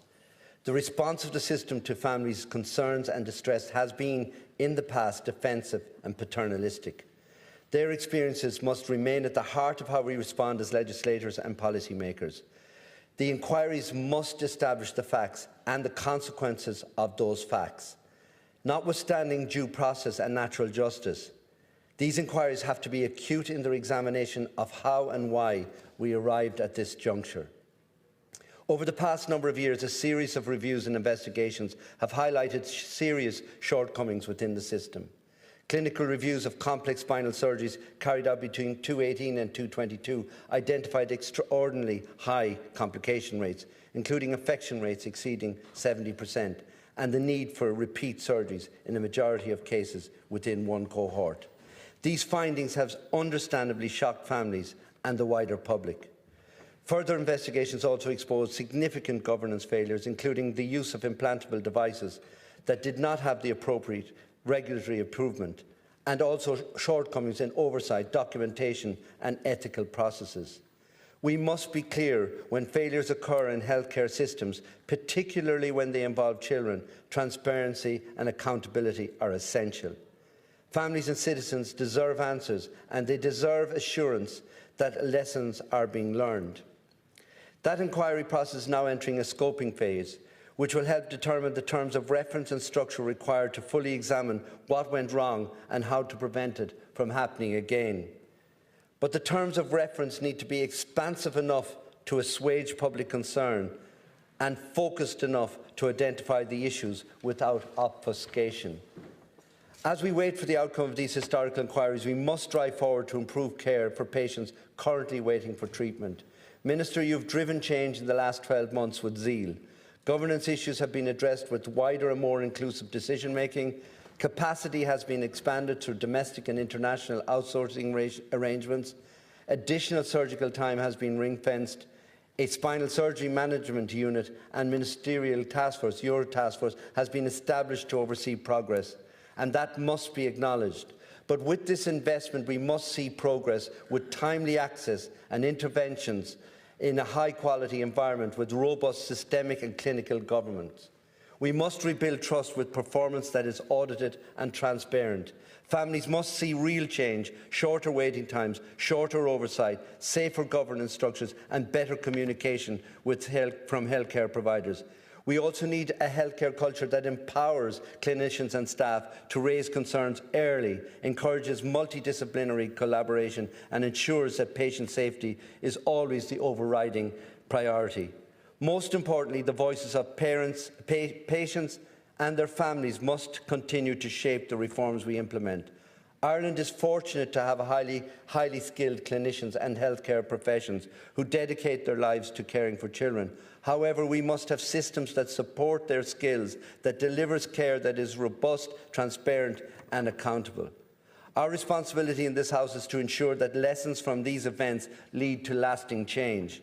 We've had too many inquiries, too many failures. We owe that to the children affected, to the families who fought tirelessly for service and for answers, and to every patient who places their trust in our health service. Cormac. Deputy Devlin. Cormac, and I welcome the opportunity to contribute on today's statements on scoliosis and the inquiries announced by the Minister. At the outset, I welcome the Minister's appointment yesterday, the 3rd of March, of Mr Remy Farrell SC as the independent facilitator on the scoping exercise. I also welcome the appointment of Lorcan Staines, Senior Counsel, in relation to the Shine report, and both of these are long overdue and obviously much needed. In terms of the scoliosis, terms of reference and structure of that statutory public inquiry into spina bifida and complex scoliosis services, that's an important and necessary step. Clearly, massive public trust issues remain in Children's Health Ireland. There's been a succession of reports and controversies that have left families feeling ignored, unheard and in some cases betrayed. Parents should have never had to campaign for the basic timely treatment, clear communication and reassurance that governance is strong and patient safety comes first. As I've said in this chamber before, I do not believe it's possible to regain the public's trust in CHI. I welcome the Minister's decision that clinical services will be integrated into the new National Children's Hospital and brought under the direct governance of the HSE. Today's priority, however, is the children and their families living with the consequences of CHI's failure. We all accept the principles. Every child should receive a surgical intervention when clinicians recommend it at the right time. It's deeply concerning that children have been waiting far longer than they should for spinal surgery. And while we can point to progress, the continued delays have a real impact on those children, many living in pain with mobility loss, anxiety and missed childhood milestones. That said, any effects to accelerate services must be welcomed, including the additional €30 million to provide extra Saturday outpatients appointments, improve referral pathways, recruitment of additional orthopaedic surgeons and international outsourcing arrangements to support children's care abroad, which the Minister alluded to earlier. Activity levels have improved, with 534 spinal procedures completed in 2025, up from 513 in 2024. And I want to thank frontline staff for their efforts in this regard. That said, while the progress is welcome, demand continues to rise and cancellations remain a serious issue for the families. They are saying the system still does not feel patient-centred enough. Even where cancellations are clinically necessary, a child being prepared for surgery and then stood down is not an operational statistic. It's a huge setback for that family. And this is where the inquiry process matters. The scoping exercise led by Mr Farrell must do two things, Minister. First, it must centre families themselves, not as an afterthought, not as a consultation box-ticking exercise, but as partners in establishing what went wrong and what must change. The review must be patient-centred, trauma-informed and human rights-based, and that the commitment must be real on the ground in how families are listened to and supported throughout. Second, it must deliver accountability and learning. We need answers in governance, systems, culture and capacity. We need to understand where communications broke down and why warning signs were not acted upon sooner. And we need recommendations that are practical, measurable and implemented, not left gathering dust. So I look forward to Mr Farrell's report at the conclusion of this 16-week period, and I want to ask the House that it receives a clear update on the next steps immediately thereafter, including a timeline for finalising of the terms of reference and establishing the inquiry in a way that maintains public confidence. Finally, I want to say directly to the families, you should never have been put through this ordeal by CHI, by the system. It's not good enough, but I welcome the progress confirmed today. It shows you've been heard. It must signal, though, a start of a new, transparent, parent-centred culture in critical services. Grab Malgat, last count quarter. Carthy. Sherlock, in the short time I have, I want to just say what's abundantly clear, that the failures for children with spina bifida and scoliosis represent a major scandal, and the investigation and review of that scandal needs to be comprehensive. Families have been failed for far too long, too many broken promises, and therefore nothing should get in the way of getting full truth and ensuring that promises made are delivered. I also want to welcome progress made in respect of the Michael Shine case.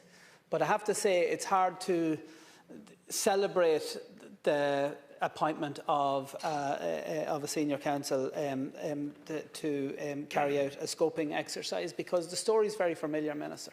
Allegations in respect of Michael Shine first emerged in the 1970s, before we were even born. They continued throughout the 70s, the 80s and 90s. And throughout the 2000s, victims have come forward, and any of us who have met those victims knew that this represented another scandal. The cover-ups that had to have been involved to allow this man to commit the crimes that he did over such a prolonged period of time deserved to be investigated. And now we're getting there, and I welcome the fact that we have a scoping exercise. I sometimes fear that scoping exercises are delaying tactics. I hope it's not the case in this instance. I have huge respect for Lorcan Staines, and I hope that we get to the point where finally, after so many years of so many members of this House, I'm thinking of Caoimhín O'Callaghan, Arthur Morgan, Jerry Adams, Imelda Munster, current Louth deputies and other representatives who have repeatedly demanded that we get to the point where there is a thorough investigation in this case. I hope that finally those victims will finally get to the truth. Dignity for Patients represent 400 abuse survivors. That's 398 men and 2 women. And I have an abject fear that that doesn't represent the entire amount of people who were abused by Michael Shine, a consultant that was able to operate like God. And yeah, there were failures by Our Lady of Lourdes, the medical missionaries of Mary, by the Gardaí, by successive departments of health. But there was failure by this state and by this government over many, many years. And I do welcome that Lurkensteins is now in position and that we have a timeline in relation to a scope and exercise, but it needs to deliver a full public inquiry that delivers for the likes of Larry, Keenan, Gerard and Peter, who we heard from when Joanna Byrne had an AV presentation. And I have to say, horrified doesn't even cut it in relation to what was done to these people and the failure to provide them with truth and justice. So we need to make sure that that happens. And for far too long, we're in here dealing with the failures of the state, and we need to see delivery for those who have been abused and those who have survived. Thank you very much, Chairperson. Minister, I want to acknowledge the representatives of Spina Bifida Paediatric Advocacy Group and Scoliosis Advocacy Network, and in particular the mothers who have carried this fight with such dignity and determination. After our engagement with these parents, we know their concerns are rooted in the experience of children whose health has been affected by systematic failure. The very least those families deserve now is an open and public inquiry, not one conducted behind closed doors, not one limited in scope, and certainly not one where key reports remain unpublished. From our point of view, it is deeply troubling that unpublished reports have been reviewed at ministerial level, that a facilitator has been permitted to cite them, yet the very families affected and their legal counsel do not have access. We are being asked to sign up to an inquiry process without full transparency. How can any council meaningfully agree the scope of an inquiry if it has not been given the documents necessary to access the scope? Both sides must be able to review the relevant reports. If legal representatives can examine them, then there can be no credible argument against transparency. Otherwise, we risk a situation where halfway through the inquiry, fundamental issues emerge that could and should have been addressed from the outset. Most importantly, harm is not historic alone. Families are telling us that harm is still occurring. Improvements may have been promised, but confidence will not be restored without accountability. These children are victims. Their families are not asking for the impossible. They are asking for openness, for access to documents, for proper legal representation, and for an inquiry that is genuinely child-centred. This is not an unreasonable demand. It is the minimum that justice demands, Minister. And, you know, we've spoken at length, and, you know, because of the fallout of one of these cases, we had a vote no confidence, and I felt at time that I wanted to have the focus on this report, not on the no confidence vote, the focus on the report, so that that the family, and that's what the family asked. They didn't ask for a vote no confidence because I was inside in the room and I was listening and I was talking to them. They didn't ask for that. They wanted the full report to be open and transparent. And to me, I haven't been at the very root of this. You have, in fairness, but it looks to me as if this is not open and transparent. This is not what they're happy with. And in fairness, we have to show them the respect that they deserve. And that's, in my view, was what was promised, and it looks to me as if it's not been delivered.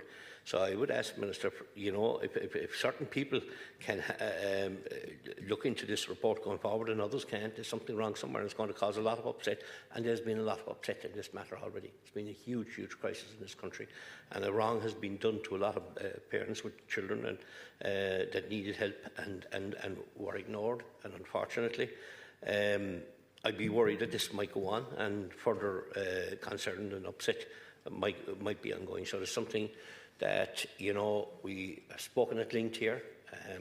A very open and clear inquiry was promised, and I would like to see that an open and clear outcome would come so that the parents would have some ease of mind, and some have lost children and others are in dire crisis and situation as we speak. So I hope there's movement on this, and I hope that the family will find some ease going forward, because it's certainly something that I advocated for, and I put the family always first, ahead of my own political career in this one. I put the family first. I could easily have done the easy thing, vote for the no confidence, and it looks great. It's like, let's say, a Facebook, great Facebook capture, but that's not what I done.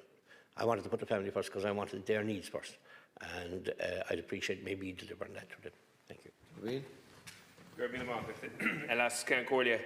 Minister, at the heart of this is a human tragedy. A recent PQ that I submitted showed that in the last 5 years, 126 individuals have been damaged up to and including permanent incapacity or death at CHI. 752 other individuals have been damaged, needing medical treatment. And there's been 6,900 dangerous system failures within that organisation. 23,000 other incidents were reported in that period of time. Another PQ that I put in recently showed that there were 525 scoliosis surgeries on children have been cancelled in the last 4 years. And that's increased in 2022 from 85 up to 164 last year. So it's increasing all the time. And I don't believe that the Minister has explained why that is the case. And the second thing I wanted to raise here is, Minister, organisations defend themselves. That is what organisations do. And when there are dozens of reasons given over time as why information can't be provided to families or advocacy groups, don't be surprised that people are sceptical and cynical at the reasons why. And the NIGRAM report is another example of that. The number one phase one has been completed, but families have been refused site, supposedly for legal reasons. The family of Harvey Morrison Sharrett are not getting the information that they need. Documents are being redacted. Documents are being withheld even from the legal representatives of the advocacy groups. Now, we hear today of the facilitator. I believe that is a downgrading from an independent mediator down to a facilitator. Also, the 16 weeks for the terms of reference to be decided should be coming to an end now. But they're only starting now. No, they were promised to the families at the meeting. Okay, so what happened was at the meeting that you had with the families with Simon Harris, it was understood that the 16 weeks were going to come to an end roughly now. And that's what the families understand in relation to that. And that's a problem. In terms of also just Temple Street, in 2014, Temple Street said that there were 500 children with spina bifida in their care. Now CHI has 254 children in their care. And I just wanted you, maybe if you can address why that is the case. I don't want to take time from my colleague in relation to that. But just also, if we could have external oversight of CHI now currently, I think that's a really important problem, a really important issue.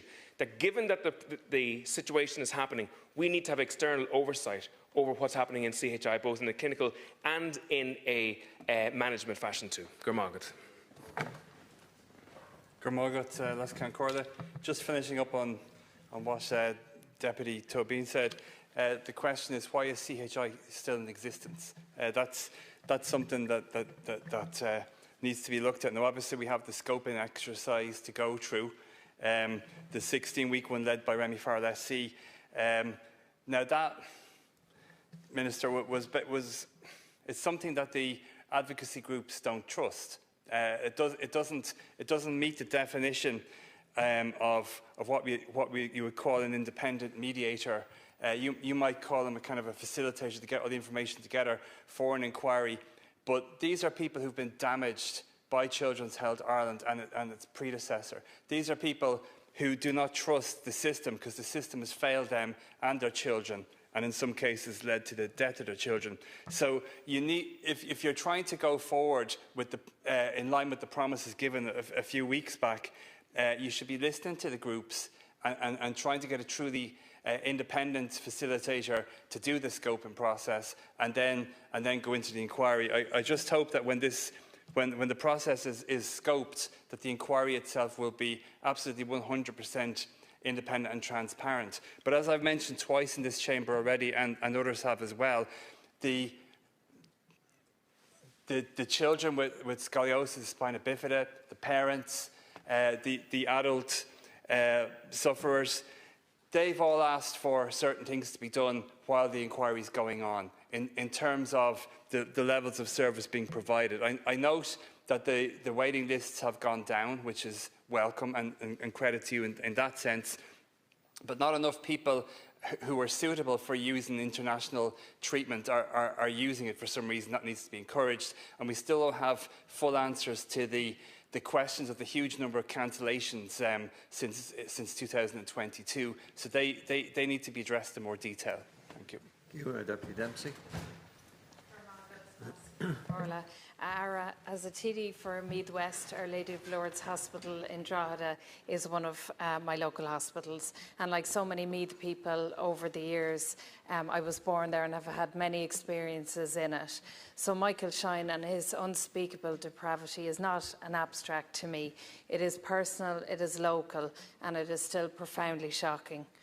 There is nearly half a century between his sick acts and the wholly separate issue of the scoliosis scandal of today, and it may seem strange to many people looking in that we are discussing these topics together, but it is not, because both scandals have so much in common despite the decade between them. Both issues have shaken the public confidence in our health service in a way that is deeply distressing. In both cases, families who placed their trust in the system have had that trust betrayed. In both cases, there was a complete failure of oversight and governance. In both cases, very little accountability or indeed answerability. And in both cases, those who raised questions were ignored or at the very least unheeded. So much in common, despite the fact that there is such a time lapse between them, points to a dysfunctional system that will continue to severely disappoint those who depend on it when they are most vulnerable. We have had too many scandals where vulnerable patients, particularly our women and children, were failed by the systems that should have protected them. These must be the last scandals. They have to be the last. We cannot stand over a health system that fails to learn lessons even after severe harm is done. Parents consented to invasive spinal surgeries, believing they were acting in the best interest of their children. That trust was not honoured in so many cases. In recent weeks, I spoke again to a mother I know in Meath West whose child underwent scoliosis surgery during the time frame in question, and she was anxious when she first heard about the potential of there having been unnecessary surgeries, and that soon turned to fear, to upset, to anger, to disbelief, the full range of emotions that as a parent I can totally understand and imagine what it was like for her. But at the time she was told it was necessary, and she trusted that advice. She had no reason not to. In light of what has come to pass, she is now simply racked with guilt. Not because she did anything wrong, which we know she did not, but because she feels she should have questioned that diagnosis. Imagine that, a parent who acted in good faith and in love, now carrying a burden that should never have been hers to carry. The fault does not lie with her or with any of the parents. It lies with failures of oversight, of governance, and of accountability. It lies with systems that did not escalate concerns quickly enough, and with a culture that at times is too slow to challenge and certainly too slow to listen. And as a government TD, I believe our responsibilities now are immense. First, we must ensure full transparency. Families deserve the truth, not partial disclosures, not defensive statements, but the full facts. Second, we have to ensure accountability. Where wrongdoing occurred, it must be acknowledged clearly and addressed appropriately. Professional standards must be robust and oversight mechanisms strengthened so that no single individual can operate without effective scrutiny. Most importantly, we must reform the system in a way that will restore confidence. That means independent clinical audits, real-time monitoring of surgical outcomes, protected whistleblower channels, and a culture where patient safety is the overriding priority. The Michael Shine inquiries and scoliosis review, they need to come to swift conclusions, be robust and transparent, and bring some sort of closure to those who are so deeply affected. The people of Meath, Louth and across this country deserve a health service they can trust without any hesitation. Parents should never again have to question whether a recommended surgery is truly necessary. They should never again feel guilt for trusting medical advice or putting their children into the hands of medical professionals. We owe it to those affected to ensure that these are the last scandals of this kind, not just in words, but in swift action. I welcome the opportunity to contribute to this really important discussion on scoliosis services and the wider need for accountability within our healthcare system. First and foremost, I must acknowledge the frustration, anger, stress experienced by children and families waiting far too long for spinal surgery.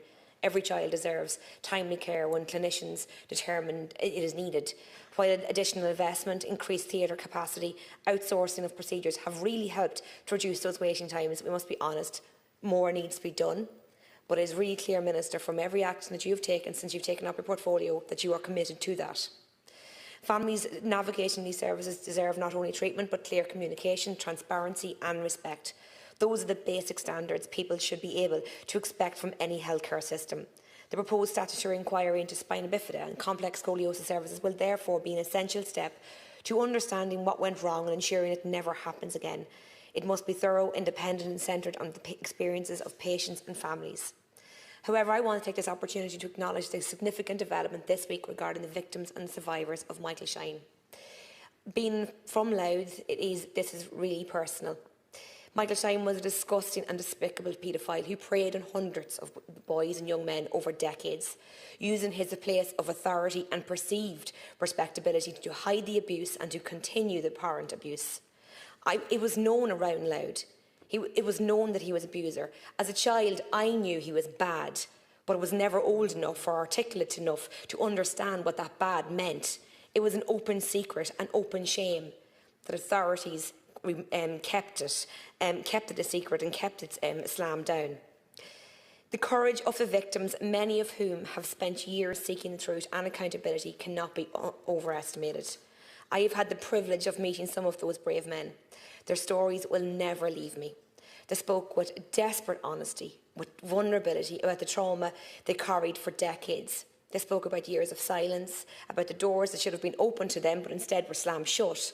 Instead of being listened to and supported to, far too many of them were treated deplorably. A moment from those meetings that have stayed with me, and I go back to it when I think about these horrors. It was a photograph of one of the victims as a young boy, a beautiful wee boy. And when I looked at that photo, I saw my own boys.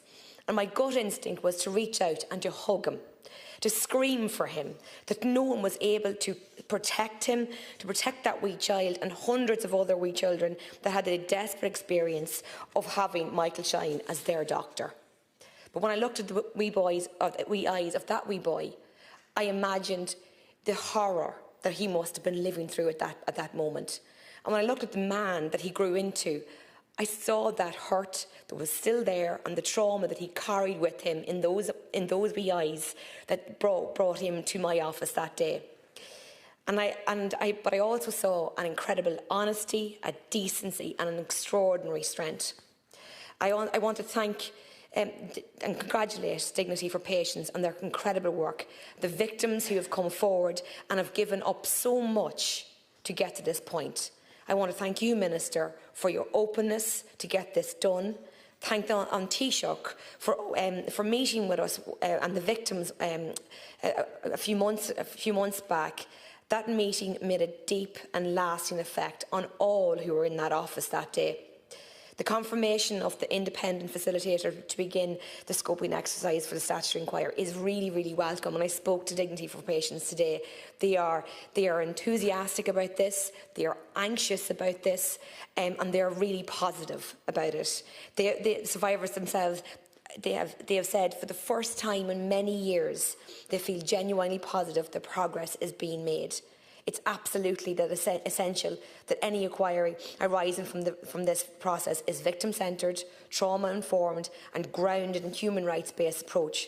Survivors must not simply be participants in the process, their voices must shape it. And Minister, I know you're thoroughly committed to that.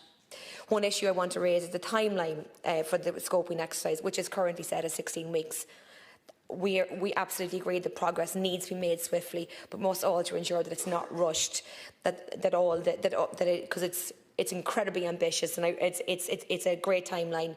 But if additional time or resources are required to properly engage with survivors and to develop those robust terms of reference, then Minister, I ask that it would be granted. After decades of waiting, the victims deserve a process that is thorough, respectful, capable, and delivering that truth. And when I look at the photo of that wee boy, I can think that we did justice for him in 2026. Gora Maigot. Deputy Cormac Walsh. Minister, I want to begin today with a message I received from the parents of Mikey Henry Benson from Mayo this morning, who has scoliosis, who you met and you know. As Mikey's parents, CHI ruined our lives, shattered Mikey's sisters' lives and destroyed Mikey's chance at life. And now the HSE have put another nail in it. We asked for an independent assessment for Mikey by the HSE, but Mikey most certainly did not get that. They just said that they were going to go with what CHI said. Why isn't the state helping us to get Mikey to a hospital where surgeons deal with cases like this on a daily basis? Is he not worth the bother? Now, Minister, I heard your statement earlier on, and you speak about improved access to international options for assessment, and I would ask you to please clear that pathway for Mikey to have that international assessment. I am not saying to make a clinical decision, I am begging for an assessment to save his life. In September 2024, I first raised the case of Mikey Henry, who was under the care of CHI to treat his scoliosis. On that occasion, and on many occasions since, I have asked for a full independent assessment of his case after the family were let down time and time again by CHI. Now, the question is, Minister, how was his spinal curve allowed to go from 82 degrees to now 130 degrees without intervention and in full view of CHI and SHE and HSE and indeed health ministers? Families like Mikey's are constantly given assurance that are not translated into action.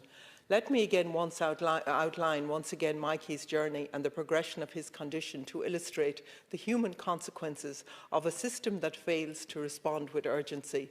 Mikey is a wheelchair user with neurological condition. In 2023, he was diagnosed with severe scoliosis.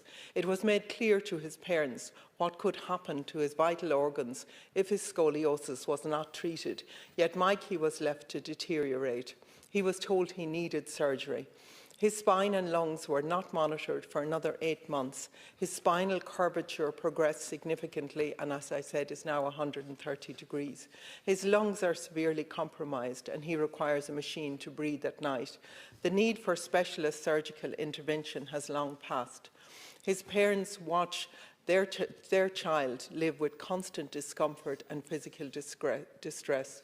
They have repeatedly raised concerns about the speed of the progression of his curve and the impact it's having on his health and well-being. They ask to access surgeons and hospitals outside the state with extensive experience treating severe and complex scoliosis cases. I'm asking you, Minister, please help us to save Mikey's life. This has been going on for far too long. September 2024, I first brought this case to the door. Deputy Nolan. Minister, I have been raising issues on scoliosis since at least April 2017, when I initially submitted parliamentary questions to the then Minister for Health and now Taoiseach Simon Harris. At that time, I asked for details of the current waiting lists for children with scoliosis, the number of children on the waiting list for treatment, and the steps that the then Minister was taking to ensure scoliosis patients receive treatment in a timely manner. I was told that at that time improvements in scoliosis services were absolutely a priority for the Government and for the HSE, and that steps were being taken to bring Ireland in line with the waiting times of the NHS in the UK. We all know what has happened to that commitment and to those priorities. Since then, the situation has got immeasurably worse, and the pain that children and their families endure is being compounded by a deep sense of betrayal and abandonment by successive governments. The Scoliosis Waiting List Action Plan 2017 was jointly developed by the HSE and the Children's Hospital Group, and it has failed to deliver, despite the fact that as part of that proposal to address the spinal fusion waiting list, a number of children were identified as clinically appropriate to have their scoliosis surgery in other hospitals such as the Mater, Kappa and Temple Street. I would like to know, Minister, just how many additional nurses have started in the service since then and how many consultants, because without them we simply cannot have the increase in theatre capacity that we so badly need. Minister, how can this Government and indeed Children's Health Ireland keep getting this issue so wrong? And how on earth are we still here, almost a decade on from 2017, when I raised these questions initially? Is it incompetence or is it indifference? Or is it just the cruel and unpalatable fact that this state is simply mired in dysfunction when it comes to addressing issues of this kind of complexity? We should be embarrassed, and the pain and distress that it has caused so many families throughout this state is absolutely scandalous. I feel that we have to get to grips with this quickly, and we have to instill confidence that in those services, that people don't have confidence anymore because they've been treated so badly, and unfortunately children have suffered. Gareth Malgut. Ms. Butler. Yesterday, 2 public statutory inquiries into scoliosis and spina bifida care and in relation to Michael Shine were announced. Minister Carroll-McNeill has appointed facilitators to begin work aimed at establishing 2 public statutory inquiries. Senior Counsel Remy Farrell has been appointed as the facilitator with regard to scoliosis and spina bifida at CHI. Senior Counsel Lorcan Staines has been appointed to work as facilitator on the abuse carried out by the convicted sex offender Michael Shine. Michael Shine, a former surgeon, worked in Our Lady of Lourdes Hospital, Drogheda, from 1964 until 1995. In March 1995, the CEO of the hospital was made aware of a complaint of abuse against Mr Shine by the North Eastern Health Board. Mr Shine took leave while the complaint was being addressed and subsequently retired in October 1995. By the time of his retirement, he was already the subject of multiple allegations of sexual abuse. Dignity for Patients have been campaigning on behalf of the victims for many years. The organisation has long sought a full inquiry into the sexual abuse of patients, and the past year has sought a commission of investigation.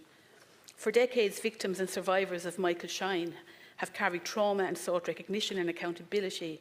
Their strength and their willingness to continue pressing for truth must be met with compassion, seriousness and action. And I want to commend the Minister for Health and how she has had to deal with issues ever before she came to this office. So, Mr Michael Shine retired in 1995, and yet Deputy Ruairi O'Mhurcu blamed this government for that. Very, very strange. The Minister for Health has led on this, has put in place the inquiry. Cheap political points will not help any of the victims of Shine. The Minister has done this with compassion, with effectiveness, with due diligence. She has listened to the lived and the living experience of many victims, those young people, people of all ages that were wronged, and those who are wronged while availing of health services. But I do think we have to have a little bit of fairness here. The Minister is here trying to deal with issues that she inherited. She has worked tirelessly over the last 12 months, and it's an honour and a privilege to work beside her. She has worked tirelessly over the last 12 months to put this in place. The Minister isn't the person that harmed anyone. So a little bit of fairness, please. Thank you. Last Ceann Comhairle, and if I may address a number of issues and questions that Deputy has raised on a number of different questions. We take the same approach in relation to both inquiries with the appointment of a facilitator specifically to engage with the different groups. That request has been socialised and agreed with the different groups, of which Dignity for Patients on the Michael Shine side, and there are 8 groups on the scoliosis side, and there are different views among them, and it's important to acknowledge that and reflect that, as there have been different views among, in particular, scoliosis advocates and spina bifida advocates in the years before, with some participating on a spinal task force and others not. And I respect both perspectives, but I have been the recipient of responses from all of those different groups, and those voices are not being reflected in their entirety here today. And I know that that's because they're not necessarily in touch with you in the same way, but I do have to acknowledge that there are more voices in this than those that have necessarily been reflected as having been in touch with you. And I know that because I've seen their responses, and they're somewhat in contrast. It's with no disrespect to any group that I say that, but I have to acknowledge that there are many groups involved in this. Dignity for Patients on one side, and multiple scoliosis and spina bifida action groups on the other side. So I do think that's important. In relation to the NIAGAM report, the first thing I want to do is condemn any reference to it in a Sunday newspaper prior to the communication with families. That did not come from me. There is a very small group of people who were engaged with that. I see lots of things in Sunday newspapers. They are never put there by me, and I am hurt and appalled on behalf of the health system that any person with access to such a sensitive report would do any such thing. But it certainly did not come from me, and our communication was focused on getting a deep clinical briefing and in putting a proper structure in place between that clinical briefing on the 6th of February, which was a Friday, and communication with families on the 11th of February, the following week, in an intelligent, appropriate and accurate way. And I deeply regret any Sunday newspaper ridiculousness. In relation to the report, I cannot publish NIAGAM 1 until NIAGAM 2 is completed. That is the way it was structured. Those are the commitments that were given to the High Court, and I cannot, as a member of the Irish government, take actions knowingly contradicting those commitments that have been given to an Irish High Court. If I could find a way to publish it without doing that as a member of the Irish Government, as a member of the Irish Parliament, I would, but I can't. So NIAGAM 2 will be published, NIAGAM 1 will be published when NIAGAM 2 is completed, which is the way that it was established. In relation to the terms of reference, the word complex is not in any way intended to narrow the terms of, literally the terms of reference are being given a facilitated process to be agreed and to be determined, and we take the broadest possible view in relation to that. So there's no intent, and I'm sorry if that's the intention, if that's the impression that was given, it's certainly not intended. I've gone through the history of inquiries. We don't really have relation to that, so there's no intent, and I'm sorry if that's the intention, if that's the impression that was given, it's certainly not intended.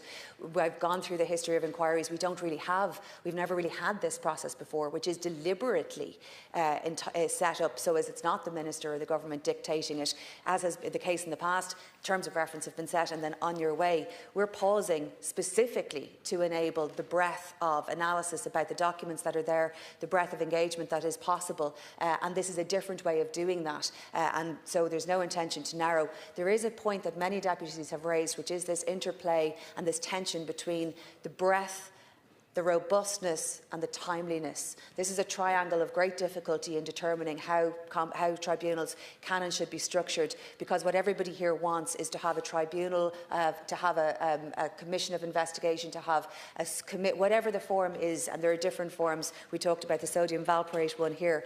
I am not prescribing that, nor am I prescribing interim reports, which is something that was raised. I am not prescribing anything. I am very deliberately asking for a report from somebody who is independent of the Department of Health, independent of government, to engage, to look at all of the structures and to recommend to me how that be done. But there is an interplay between the breadth that we want to achieve, and deputies have raised it, Deputy Rice raised it, Deputy Murphy raised it, the breadth, but also the timeliness. We don't want something that's going on, I think was referred to, for 10 or 11 years, and we do want something that's legally robust. And that is going to be a complex interplay, and that is going to be something about which there's great capacity for disagreement. You should index this way, you should index that way. At the end of the day, I have to receive the recommendations and make an actual decision about how we take that forward, rather than getting stuck in limbo forever and ever in relation to it. I want to take both of these inquiries forward, independent, transparent, independent of government, transparent, impactful on behalf of the people who very badly need them. Can I speak to some of the issues in relation to scoliosis services and the improvements or the issues that are contained within it? Deputies not every deputy is here, but there are 4 additional consultants, one of whom started in August, 3 of whom are starting in May, which is very significant additional capacity, as well as additional theatre capacity. Can I speak to this question of waiting lists versus waiting times? And I think it was raised by Deputy Rice and Deputy Sherlock in particular, and just ask this following question. If you need a specified procedure, would you rather be one of 10 patients waiting for a year, or one of 100 patients waiting for a month? The answer is so obvious. If I am a child, if my child needs complex scoliosis surgery, it is the timeliness, not the number of other people on the list, that matters. The number of people on the list is less important than the time they are waiting. The number of people on the list should be added to as population grows, as diagnostics get better. If in a time of rising population, increased diagnostics and additional Saturday outpatient clinics, our waiting lists don't increase, then we're doing something wrong.